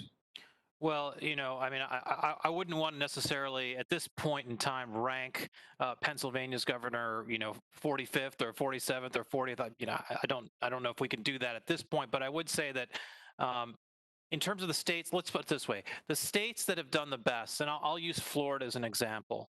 What Florida did early on, their health secretary, Mary Mayhew, was very aggressive in resisting hospitals that were lobbying actively to have the permission to discharge COVID-infected patients, to offload them into nursing homes. And Mary Mayhew fought them on that very hard. It was not an easy decision to fight the hospitals, which are very powerful lobbies in every state, and say, no, you are not going to take those patients and get them out of your hospital and stick them in a nursing home as seeds, because then you're going to only get more patients in your hospital with COVID later. So she was aggressive about that, and she was also aggressive about limiting and restricting visitation rates, which of course is also heartbreaking, right? If you have a loved one in a nursing home, you want to go see them, you want to make sure they're okay. And that was a very difficult and painful decision that Florida did take early on that protected that population far better than other states did. Okay, thank you. But one other thing I want to talk about, and it goes to my experience of having worked in a factory and later ran that larger manufacturing facility. And employers care about their employees, and they can actually keep them safe. We looked through this whole pandemic and the shutdowns of larger operations, retailers, so on, being able to stay open. Yet smaller businesses, which we know, our small businesses were more adversely impacted, which whether it's minority businesses, but they were. So is there any reason to believe that the small businesses can't practice the same guidelines, given the rules by CDC and so on, that the larger retailers were able to do during the time that the economy was shut? Well, when it comes to, if you're referring to the fact that in certain states, large retailers were allowed to open, but small retailers were not, absolutely that was an asymmetry and a terrible policy, because those small businesses are the ones that help communities thrive, that help provide competition, that help provide lower costs to the consumer for all different reasons, let alone the employment piece. It's really important to have those small businesses competing with the larger businesses. So Absolutely, they have the capacity to, and we're seeing that in restaurants. For example, in Austin, again, where I live, Texas has allowed restaurants to open at up to a certain point, and every restaurant cares about not just its workers, but also its customers to make sure that they have the confidence to patronize that restaurant, knowing that it's going to be safe, that they're doing what they can from a cleanliness point of view. So businesses have a powerful incentive to not only ensure that their employees are safe, but that their customers are safe. And that's far more powerful than any government mandate. I agree with you on that. And I think that's part of the reason why we should look at some kind of liability protection for these businesses. That way people can make the decision on whether or not they feel safe patronizing a certain business, whether it be a restaurant or a retail operation. The other thing I guess I would look at, because we always talk about, I've heard it talked about any kind of resurgence of cases when we start to open our economy. And we always talk about the positive cases, and everybody's talking about how many more cases there are. But we're doing a lot more testing. Is there another metric that we can look at to make sure that we're understanding the spread of this disease? Maybe like the percentage of cases that are positive, so that we sort of understand and make decisions based upon good rational information? Well, Mr. Keller, I'm so glad you brought this up. This is such an important point. We're seeing a rise in cases, and that's in part driven by the rise in testing, right? If 5% of people test positive and you double the number of tests, you might have double the cases. But we're not seeing a corresponding spike in deaths. And that's because a lot of the people who are testing positive at this point in the pandemic are less medically vulnerable. Either they're relatively younger people, or they don't have as many pre-existing conditions like heart disease, high blood pressure, diabetes, et cetera. So for whatever, we don't yet know exactly, because we don't have that granular level of detail, but we do know that the death rate from the cases we're seeing now appears to be significantly lower. And that's not surprising, because in pandemics of all kinds, what you see is that the most vulnerable people die first, and then the virus starts to affect less vulnerable people who don't die at the same level of frequency. Thank you, and I yield back. Thank you. Gentleman from California, Mr. Harder. Gentlelady from Georgia, Ms. McBath. Thank you, Mr. Chairman, and thank you so much to our guests for joining us here today. Thank you for joining us to talk about these very pressing issues. And I just wanted to be completely clear. COVID-19 did not create these inequities that we're talking about today, but it simply has revealed, long-born suffering of the minority communities in America. Disparities in health, education, and the workforce are symptoms of years of racism, restricted access to services, and high rates of poverty. And these symptoms are manifested in poor outcomes and are present in every part of American life. As we learned from last week's hearing on the K through 12 funding, budget cuts due to COVID-19 will disproportionately impact students in lower income school districts, where Black and Brown students make up a larger share of the student body. Students of every background absolutely, unequivocally deserve better. As a recent study showed, that Black populations are at least 3.5 times more likely to die by COVID-19 than their white neighbors. And the Hispanic population is at least 2.5 times as likely to die. It's incumbent on every member of our body, every member of this body, every citizen of the nation to take seriously what we are witnessing before our very eyes, whether Democrat or Republican, whether you're Black, white, or brown. It's time for all of us to take seriously the challenges that we are facing. And Dr. Wilson, my question is for you. There is a section that you entitled in your report that states, and I quote, "The fallacy of race-neutral policy is further exposed by COVID-19." And why, in your observation, have race-neutral policies failed to offer genuine solutions to all the inequities? And what is an example of this failure in the COVID-19 area? So I think that the issue of race-neutral policymaking ignores many of the disparities that I highlighted in my testimony today that you just cited. and ignores the fact that even if a policy on its face is race neutral, meaning that it doesn't reference race in any way, it will not have race neutral effects because the structures and systems in this society are not race neutral. So any policy, every policy that is debated, that passes day after day, is going to have an effect on the way that the nation's income, wealth, and opportunity will flow. That's no different from our current crisis. We've talked a lot about the efforts to slow the spread of the virus immediately by shutting down, and the disparate effects that that has had on workers of color who already faced higher rates of unemployment, who already had lower incomes, lower levels of wealth, and other kinds of financial resources that are critical for people to be able to weather this economic downturn. So even when we implement a policy that is good for the nation as a whole in terms of the public health and safety issues, because of these underlying disparities in health as well as wealth and other economic outcomes, we get these very different results in terms of how it impacts communities. Well, thank you. Even within my own community, I represent Georgia's 6th congressional district. There's a North DeKalb portion of my district that I see it as plain as day.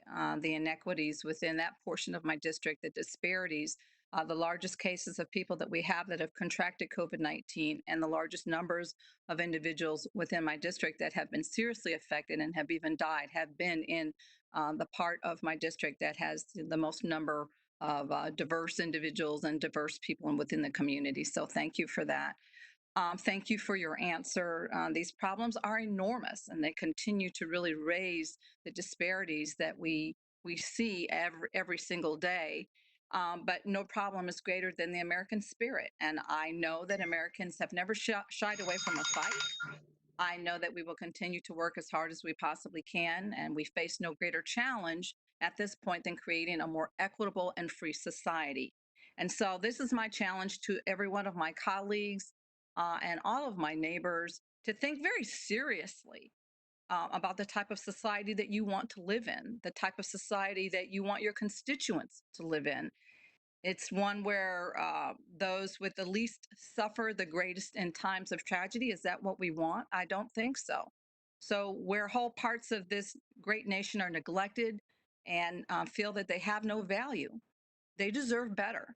And so are we going to continue perfecting this union, looking always toward the future and fight for a society that strives towards justice and equality? I would ask that of all my colleagues today. Thank you, Mr. Chairman, and I yield back the balance of my time.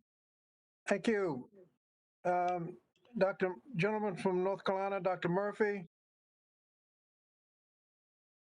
And gentleman from New Jersey, Dr. Van Drew.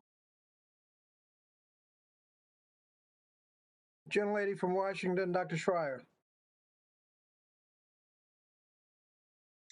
Thank you, Mr. Chairman, and thank you to our witnesses. I first wanted to make a quick comment, mostly to Mr. Roy about schools, simply because the vast majority of people commenting about schools say that we really don't know the role of children in transmission. We know they get it less often. We know they don't really have symptoms, but it's still kind of a big black box that we really won't know until schools open. I also wanted to say that there is a general understanding that kids are better off in school. I don't think there's any question about that. They're barely affected, at least acutely. We don't know about long-term outcomes, but there's no question there. The problem is the United States is not Iceland. The United States is fatter, less healthy. We have more type 2 diabetes. We have more kidney disease. We have more heart disease. All of the conditions that put you at much higher risk for this disease. Not just that, the kids who need most to be in school come from the families who we're talking about today that are at most risk of getting this disease and dying from it. And so I just wanted to clarify that point as a pediatrician. I wanted to direct my question today to Dr. Wilson, because my district has a large Latino population, and we have seen them disproportionately hit by this disease.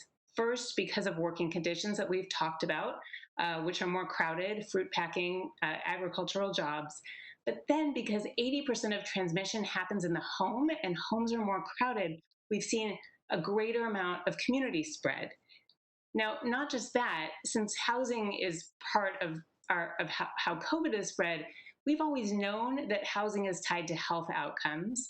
And in recent weeks, we've been talking about how housing is really fundamental to building wealth, building that nest egg, and achieving security. And I was wondering, Dr. Wilson, can you talk about housing, the changes we could make, perhaps even the difference between policies that help with rent versus policies that help with ownership and the long-term outcomes of a change in policy there?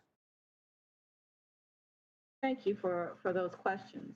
Again, the structures and patterns that we observe in terms of housing access and housing affordability are directly related to a long history of policies that excluded certain populations, in particular people of color, from building wealth through home ownership, but also concentrated people and isolated people economically and socially in communities where the quality of housing was lower, the stock of housing was less available, was lower, thus driving up the cost of housing in many of these communities. So I think that policies that address issues of affordability as well as housing quality are an important step in addressing the inequities that we see in terms of housing that also spill over into unequal outcomes in health, as you indicated, as well as in employment and schooling.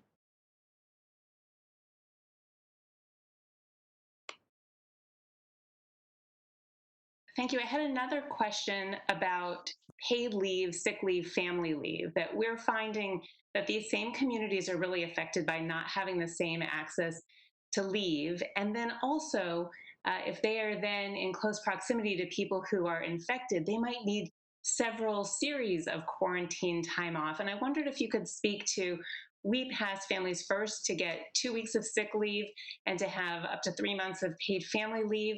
But what happens in these particular at-risk communities when you have to take time off perhaps multiple times, when multiple close colleagues at work get this disease and you need to quarantine? So the connection between lack of paid leave and these other outcomes really puts workers in an impossible situation to make very difficult choices in choosing between their health or their economic well-being. Without paid sick leave, workers forego earnings that are essential and critical to the economic well-being of their households because they're making decisions that are better for their health. So by having paid sick leave more equitably and more broadly available to more workers, we really empower workers to make the kinds of decisions that are best for optimizing both their health security as well as their economy. Thank you very much, and I yield back. Thank you. Gentlelady from Illinois, Ms. Underwood. Thank you, Mr. Chairman. The coronavirus pandemic has left no corner of our communities unscathed. Lives and livelihoods have been lost in my district in Northern Illinois and in communities across the country, which is why I am also concerned with Mr. Roy's comments about the role of children as carriers for COVID-19. There is a lot that we don't know. And the current guidance from the Centers for Disease Control and Prevention does point out that children are in fact at risk of at risk of contracting the disease and could possibly be carriers. And so I think that when we are addressing the United States Congress, we should continue to have fact-based findings to present to the committee, and then also make sure that we are encouraging the American people to consult with the national experts on this issue, which is the Centers for Disease Control and Prevention. The damage from this crisis has not been inflicted evenly across our communities. The pandemic inside this pandemic is the disproportionate health and economic consequences of COVID-19 for communities of color, particularly Black Americans. A recent Brookings analysis found that Black Americans between the ages of 65 and 74 are dying at 5 times the rate of their white counterparts, and the disparities are even larger for young adults. These racial gaps are glaring, but they're not surprising. They reflect a deeply entrenched racial inequity throughout our healthcare system. And one of the key drivers of these disparities is unequal access to care. The uninsured rate for African Americans is more than 1.6 times higher than the rate for white Americans. To reduce disparities in health outcomes for both COVID-19 and other conditions, we must expand access to affordable health care, which is why I introduced the Healthcare Affordability Act, which will provide advanced premium tax credits to more Americans and increase the size of those credits. Dr. Jones, enhanced premium tax credits will bring affordable health insurance within reach for millions more Americans. How will expanded access to affordable health care reduce racial disparities in COVID-19 hospitalization and death rates? So it's very important. It's very important that we have access, and that's one of the ways that you value all of your people equally. So if we really do care about those people, then we need to take away any kind of economic barriers. I would also say that the healthcare system is the last-ditch salvation. So we need to make sure that that last bit is there, that ambulance at the bottom of the cliff is there.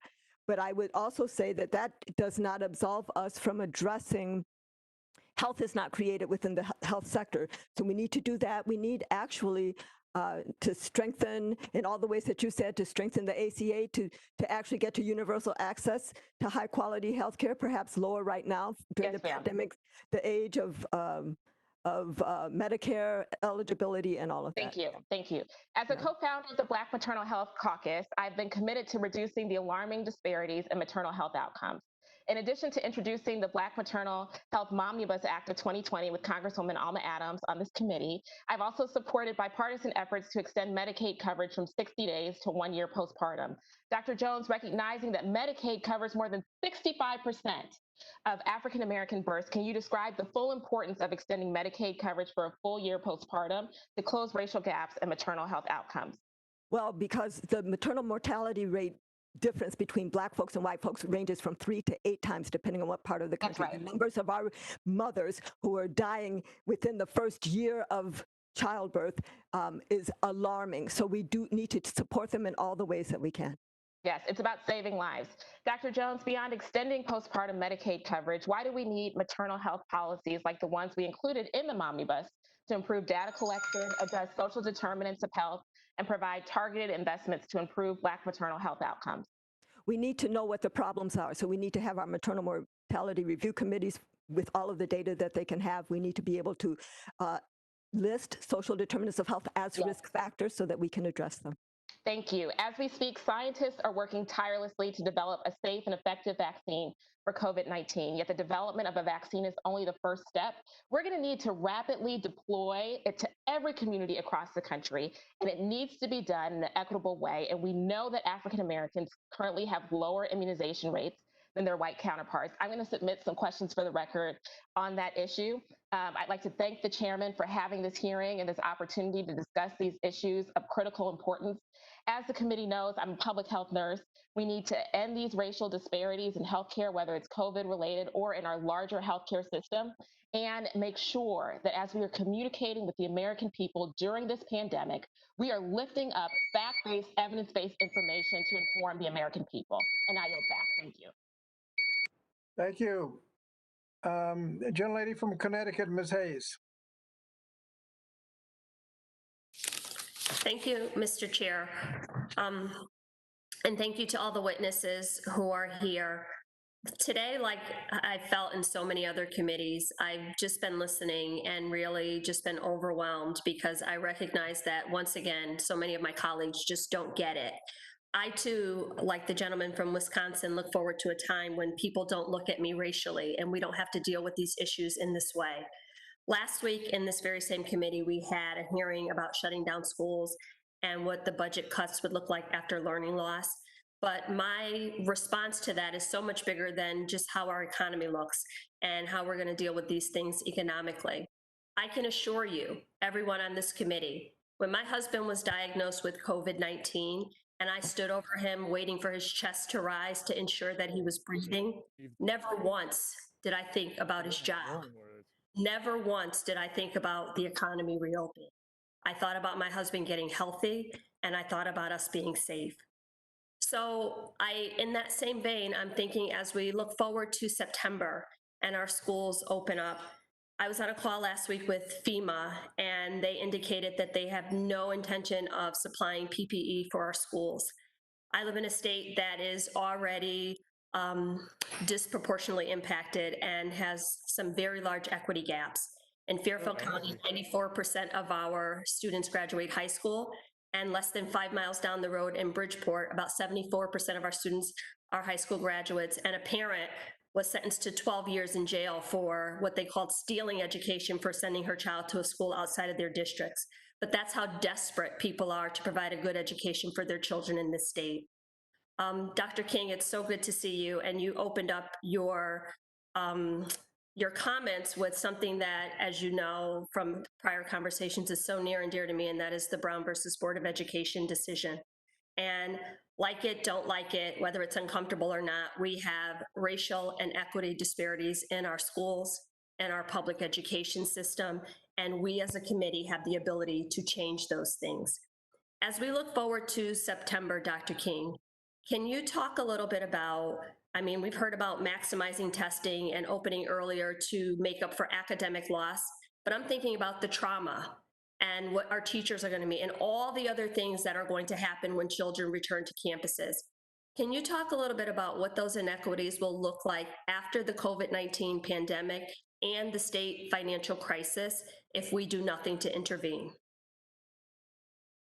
Sure, it's good to see you, Congresswoman. Look, the impact of COVID-19 for kids, when I think about that, I think about the kid who relies on school, as many of your students did, for their positive relationships with adults and peers, and they've been without that. Some kids who are in homes where there's addiction, where there's abuse, where there's domestic violence, kids who are in homes where there's been economic trauma, and so they've been without all of those supports. And so when they come back to school in September, they're going to need more support, which means we need counselors, we need mental health services, we need an investment in the socio-emotional supports that students need, and that won't be there if school districts are forced to make huge cuts as a result of the lost state revenue. Thank you, and I'm happy that you used that word investment, because thinking forward, and I'll ask you, and I guess Ms. Jones, I'll ask you the same thing. Thinking forward, if we were to look at what types of investments we could make, I'm sorry? To make public education more equitable, to address some of these underlying issues. I guess in the same way that we invested in small businesses and we invested in our larger economy, what would investments in our education system and our children look like moving forward?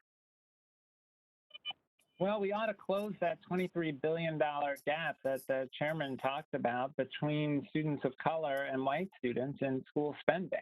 That's what a good investment would look like. A good investment would mean addressing the learning loss and the socio-emotional needs of students with supplemental dollars.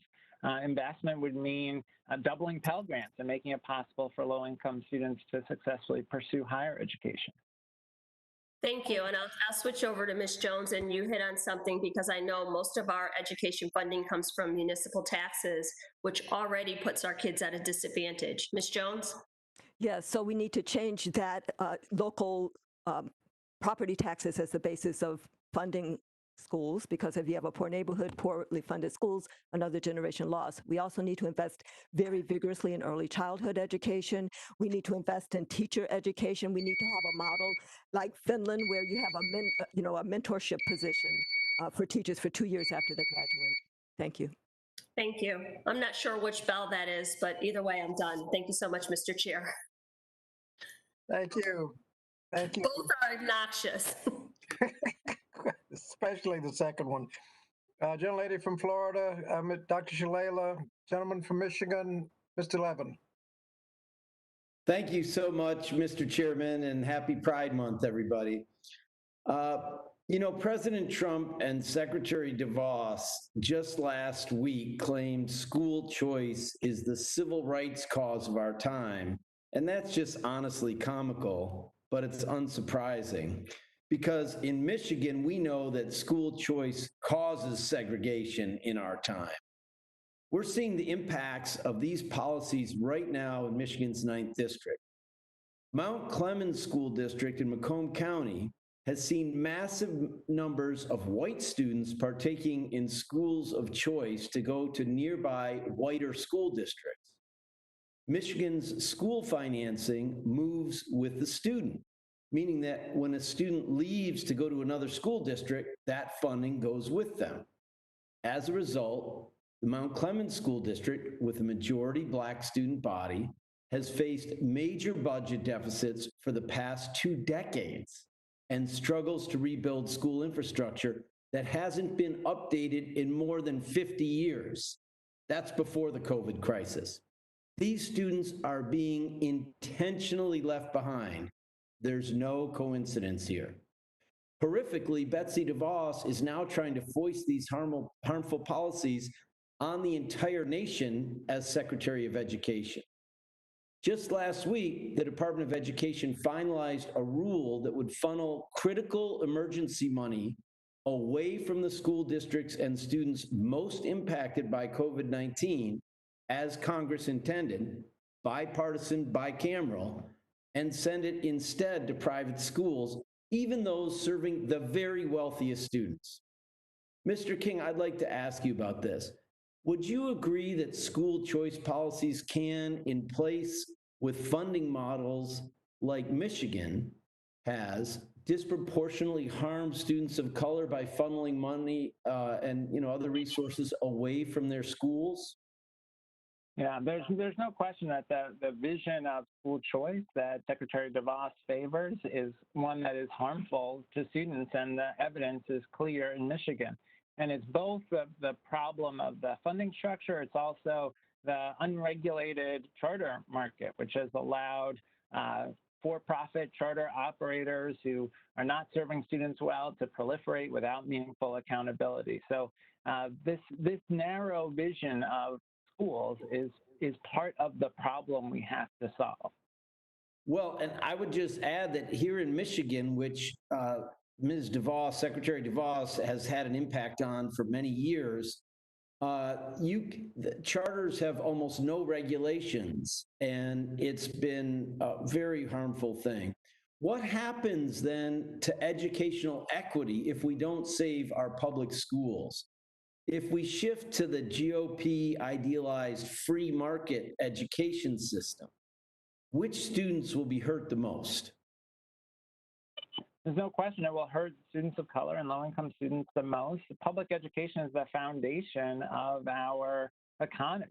In point of fact, the majority of kids in the nation's public schools today are kids of color. We have no future as a society if we don't invest in their education. And in the short run, one of the things we have to do is make sure that we correct the misinterpretation of the CARES Act that is literally taking dollars that were intended for public schools and sending them to private schools. Thank you. And, I feel like public education is really what built the middle class in this country, along with workers having the freedom to form unions. Dr. Jones, how will policies like Secretary DeVos's proposed rule that we've been discussing further entrench inequity and systemic racism in our education system? And you got almost a minute to answer. Almost a minute. So actually, these blinders that don't want to vigorously invest in the full, excellent public education of all of our kids, because people think there's no genius in the barrios or the ghettos or the reservations. We can get along very well, thank you, without them. Those blinders are not just hurting those children, they're sapping the strength of the whole society, because there's genius in all of our communities, and we could be doing so much better as a nation or even as a world if we were to vigorously invest in public education. So what you are seeing is that there are whole communities that are being devalued for their genius. And yes, vigorously investing in the full, excellent public education is what is going to save our nation. That's one of the core. All right, thank you very much. And Mr. Chairman, before that horrible second bell, I yield back. Tell me about it. Okay. Thank you. Gentlelady from Minnesota, Ms. Omar. Gentleman from Maryland, Mr. Trone. I'm ready, Mr. Chairman, if I'm up. You're up. Recognized 5 minutes. Okay, great. Thank you. Dr. Wilson, your highlights that Black-owned businesses have been hit hard by this crisis, in part because they're disproportionately owned in industries that are vulnerable to shutdowns. You also note that Black families face vast wealth gaps compared to white families. What effect do you believe this crisis will have on the wealth gap? But most importantly is, what should we be looking here in the federal government to try and address this wealth gap, which is so profound and starts with homeowners, ownership, 40-some% to 70-some%. Then it goes over to owning businesses. How do we change this? So the wealth gap is one of the reasons that we're seeing such a disparate impact of COVID-19 in communities of color, at least in terms of the economic outcomes.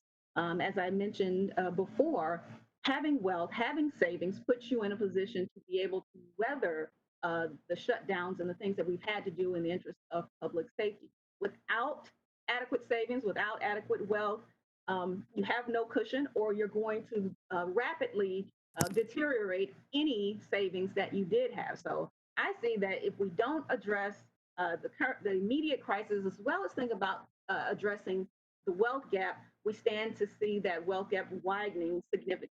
And that being both in terms of the impacts that we've stated on small business, as well as broader disparities in home ownership and other kinds of wealth building activities. Any ideas about how we can help minorities get into businesses? I mean, that's the big disparity. They're not starting the businesses, therefore they aren't building up the equity. And then, of course, home ownership is the other piece where equity is. And again, that lags too. So we need some ideas that we can drive that and stimulate it, prime the pump. Well, in terms of small business, it's important to recognize that Black business owners are less than 10% of all businesses owned in the United States. And beyond that, if we think about the larger businesses that employ people, African American owned businesses are only about 4% of those. So the issues with Black owned business as a wealth building tool is not so much in people starting the business, but in having opportunities to expand and grow those businesses so that they're able to build substantial wealth that is important in the communities in terms of making jobs available to folks, as well as building personal and community wealth. So the things that need to be done to address that, we have to address, again, the racial disparities that exist throughout our system. Part of the reason why Black businesses don't have as many opportunities to expand and grow is because of the disparate predatory or lending practices that exclude Black business owners from getting the kind of capital that they need to expand their businesses. Similarly, we see these same kinds of patterns with getting access to mortgage loans in order to purchase homes, on top of the large income gaps and wage gaps that put people at lower levels of income with less to draw upon to make these. Let's jump over quickly to the racial inequities in the criminal justice system, Dr. Wilson. You know, if African Americans or Hispanics were incarcerated the same rate as whites, we'd have 40% less people in jail, 40%. So that's the reality to this community, our communities of color, disproportionately affected in an unjust justice system. So what things do we need to do to help drive those unemployment numbers down for justice impacted individuals, so when they come out, they can stay out and not have a circular system of recidivism? So there are a number of things that are being attempted in communities and cities across the country, specifically ban the box provisions that prohibit employers from asking people about their criminal background prior to— How big a difference do you think that ban the box makes? We have a bill that we're just put in last week, and I think does exactly that for the whole country. Talk about the difference that makes. So I think it's an important first step, but there are other kinds of things that need to be put in place to support ban the box. That only gets your foot in the door. That keeps you from being eliminated in that first round. But there are other kinds of policies and supports that are important for helping folks reintegrate into society, into the work. Okay, well, thank you very much, ma'am. I yield back before that bell rings. Thank you. Thank you. Gentlelady from Michigan, Ms. Stevens. Gentlelady from Nevada, Ms. Lee. Gentlelady from Massachusetts, Mr. Head. Thank you, Mr. Chairman, and thank you so much for the panel today. This was such a terrific hearing. Communities of color have always experienced racial discrimination in healthcare settings. You know, dating back hundreds of years, race has been used as a weapon to undermine and dehumanize Black patients. As my colleague from Georgia mentioned, COVID-19 didn't create these disparities, but it certainly has exacerbated them. As Black and Brown patients struggle to access COVID-19 testing and treatment, Dr. Jones, according to the American Medical Association, only 5% of U.S. physicians are Black, 5.8% are Latinx, and only 0.4% are Native American. Black women account for only 2% of physicians in our country. How has the COVID-19 pandemic underscored the importance of increasing diversity in the field of medicine? So it's always been an important issue because if we train more physicians of color, then they tend to serve communities of color with a more respectful kind of way. And so some of what we've seen with patients presenting at emergency departments and being sent back untested and the like and dying at home, that would be less likely to happen. So it's a chronic problem. And we need to address it. We need to address it not just in terms of medical school admissions practices, but all the way back to early childhood education, that pipeline that starts very, very early on.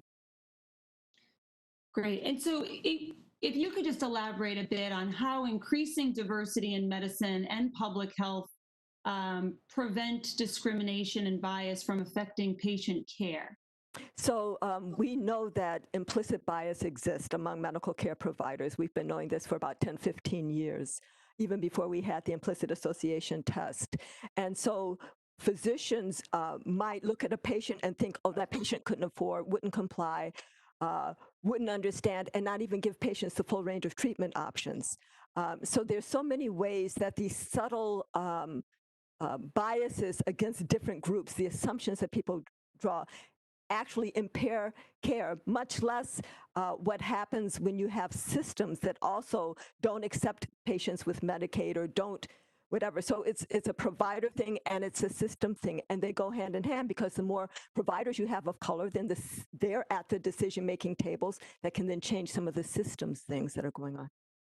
I appreciate that. What recommendations would you like to offer this committee as we think about how to address this issue? Are there incentives or programs that we could strengthen to address the lack of representation and diversity across our healthcare continuum?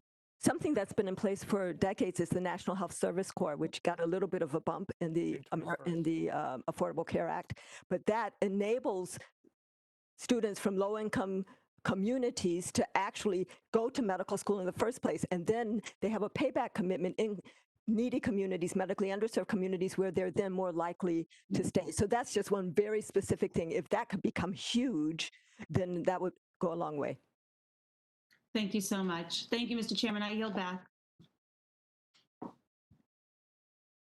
Thank you. Thank you. Has anyone, Mr. Castro of Texas, has anybody online on here not been recognized? If not, I'll recognize myself for a couple of questions, starting with Ms. Wilson. Ms. Wilson, Dr. Wilson, we've responded trying to stimulate the economy by using primarily unemployment compensation, food assistance, and other things. There have been other suggestions like a payroll tax and a capital gains tax holiday. Which initiatives tend to stimulate the economy the most? Which give you the best bang for the buck? So according to the recent analysis by economist Mark Zandi, we find that food assistance program, SNAP program in particular, has the largest bang for buck. $1 spent in food assistance will generate $1.67 in GDP a year from now. Unemployment insurance benefits are second, with a bang for buck of $1.46. And what about the payroll tax and the capital gains tax holiday? How do they score? So I don't recall off the top of my head the exact numbers there, but I will say that those typically have a bang for buck of under $1. So whereas with these kinds of direct payment assistance programs such as unemployment insurance and SNAP, having a bang for buck well over $1, payroll tax and other kinds of tax incentives tend to come in at under. Thank you. Dr. King, can you tell me a little bit about the importance after people have been out of school for so long, the importance of potential summer programs? Yeah, the summer creates an opportunity to try to make up for the ground lost. We ought to put in place summer programs in person where possible, given public health criteria, and if not possible, then through distance learning. But we know students are going to come back to school having lost as much as 70% of the ground of the school year in math, 30% or more in reading. And the way that we address that is to provide additional instructional support. It's particularly critical for students with disabilities and English learners who've been without services, in many cases, since March. Thank you. And can you say something about how the funding public schools with the property tax affects equity? Yeah, so the result of the property tax is huge disparities between districts. We know that districts with large numbers of students of color spend about $1,800 less per student than districts with large numbers of white students. One of the things we could do to address this is to require, as a condition for new stimulus dollars, that states have to protect their highest needs districts from cuts, and that districts have to protect their highest needs schools from cuts. And so if you have property taxes, does that inherently create inequity? It does, and in an environment where there's a financial crisis, what it means is that wealthy districts will be able to go back to their property tax owners, increase their property taxes a small amount, and generate significant revenue to absorb the cuts, whereas high poverty districts don't have that wealth base, and the cuts will fall hardest on them.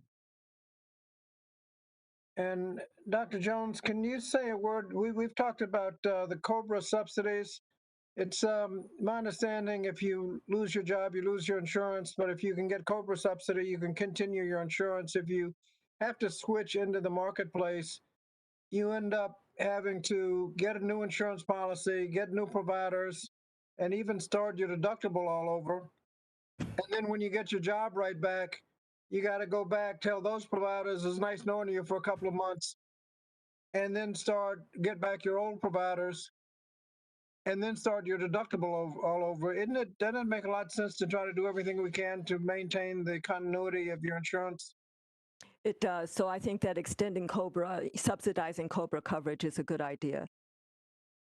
Good, thank you. And finally, Mr. Roy, I think we can all agree that it's a good idea to open schools as soon as possible if it can be done safely. If tests are not available, how do you reopen the schools safely? Well, testing is one part of the equation. It's not the only one. So, for example, in Texas, where summer schools are able to reopen, a lot of schools are applying a hybrid approach where they're using temperature checks, which are not, of course, they're not nearly as definitive, but temperature checks plus symptomatic tests are questions to look at whether children might have COVID infections.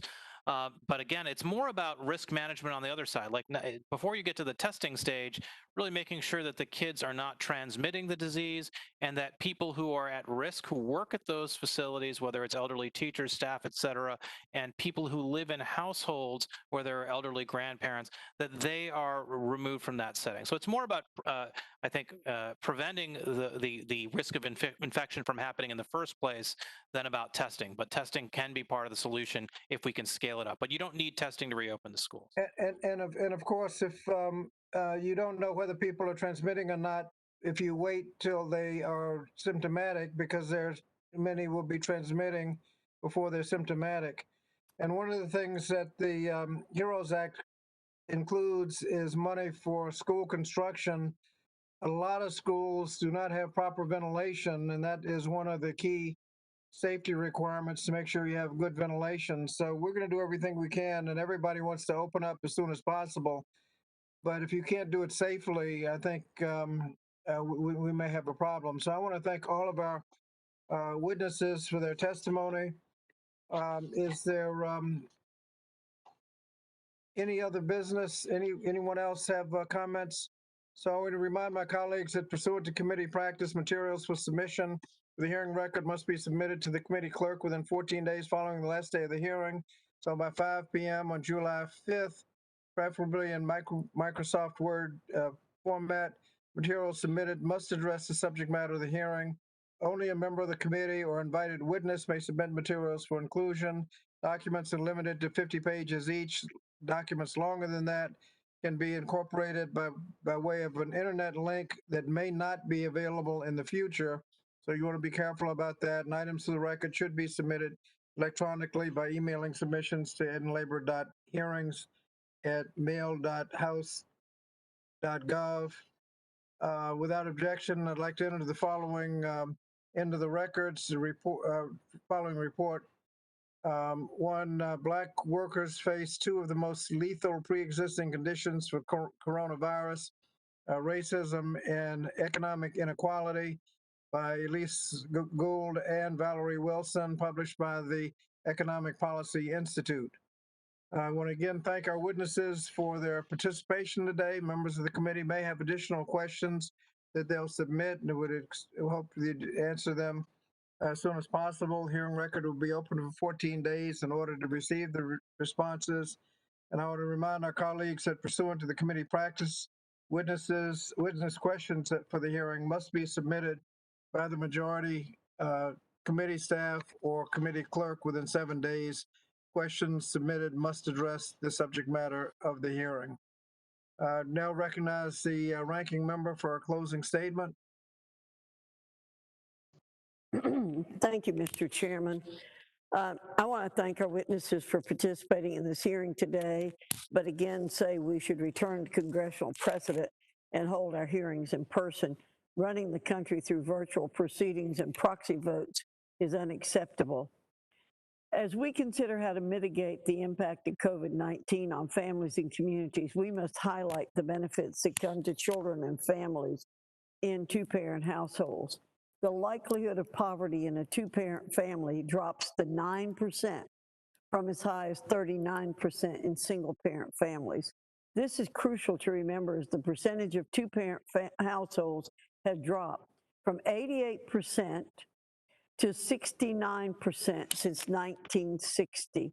While America's single parents make tremendous efforts on their families' behalf and may not have other options, we can encourage and remove barriers to raising children in two-parent homes.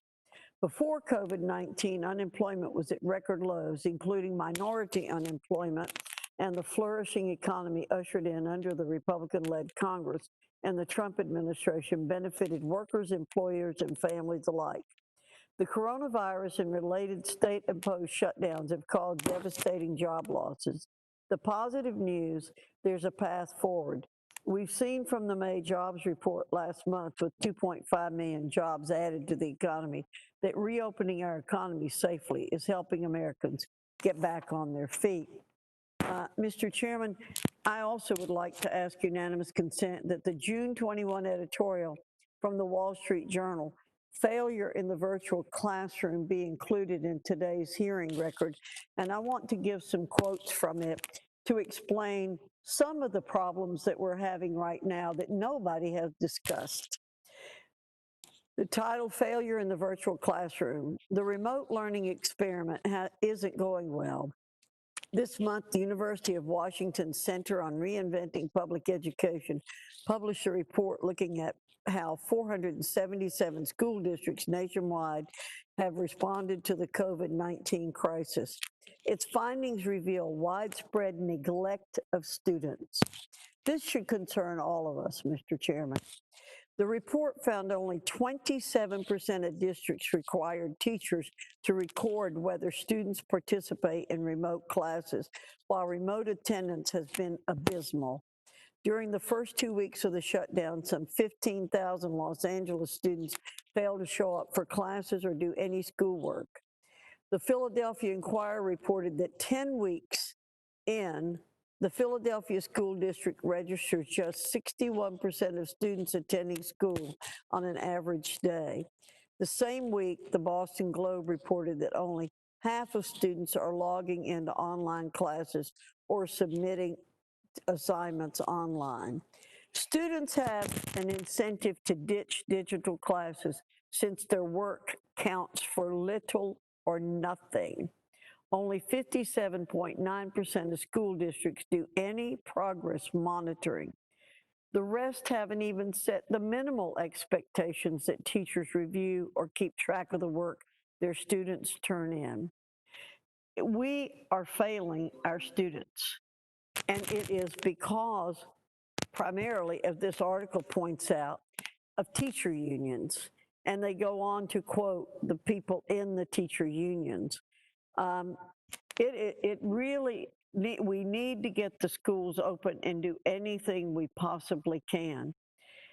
I also want to point out that, to tie it back into the economic situation, yesterday the Wall Street Journal editorial board pointed out that, quote, states that are reopening faster are recovering faster and easing more economic suffering. Specifically, the editorial board writes, 9 of the 10 states with the highest jobless rate are run by Democrats, who have tended to demand that the economy should stay locked down, and in some cases are still resisting opening.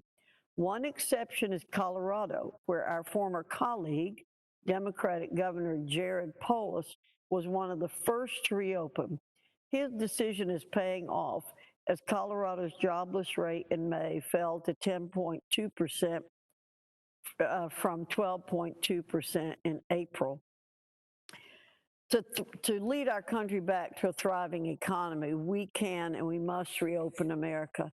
There's also one other thing that I noticed in one set of comments that were made near the end of this hearing, and that was the comment that it is better to basically give welfare than it is to help people get a job.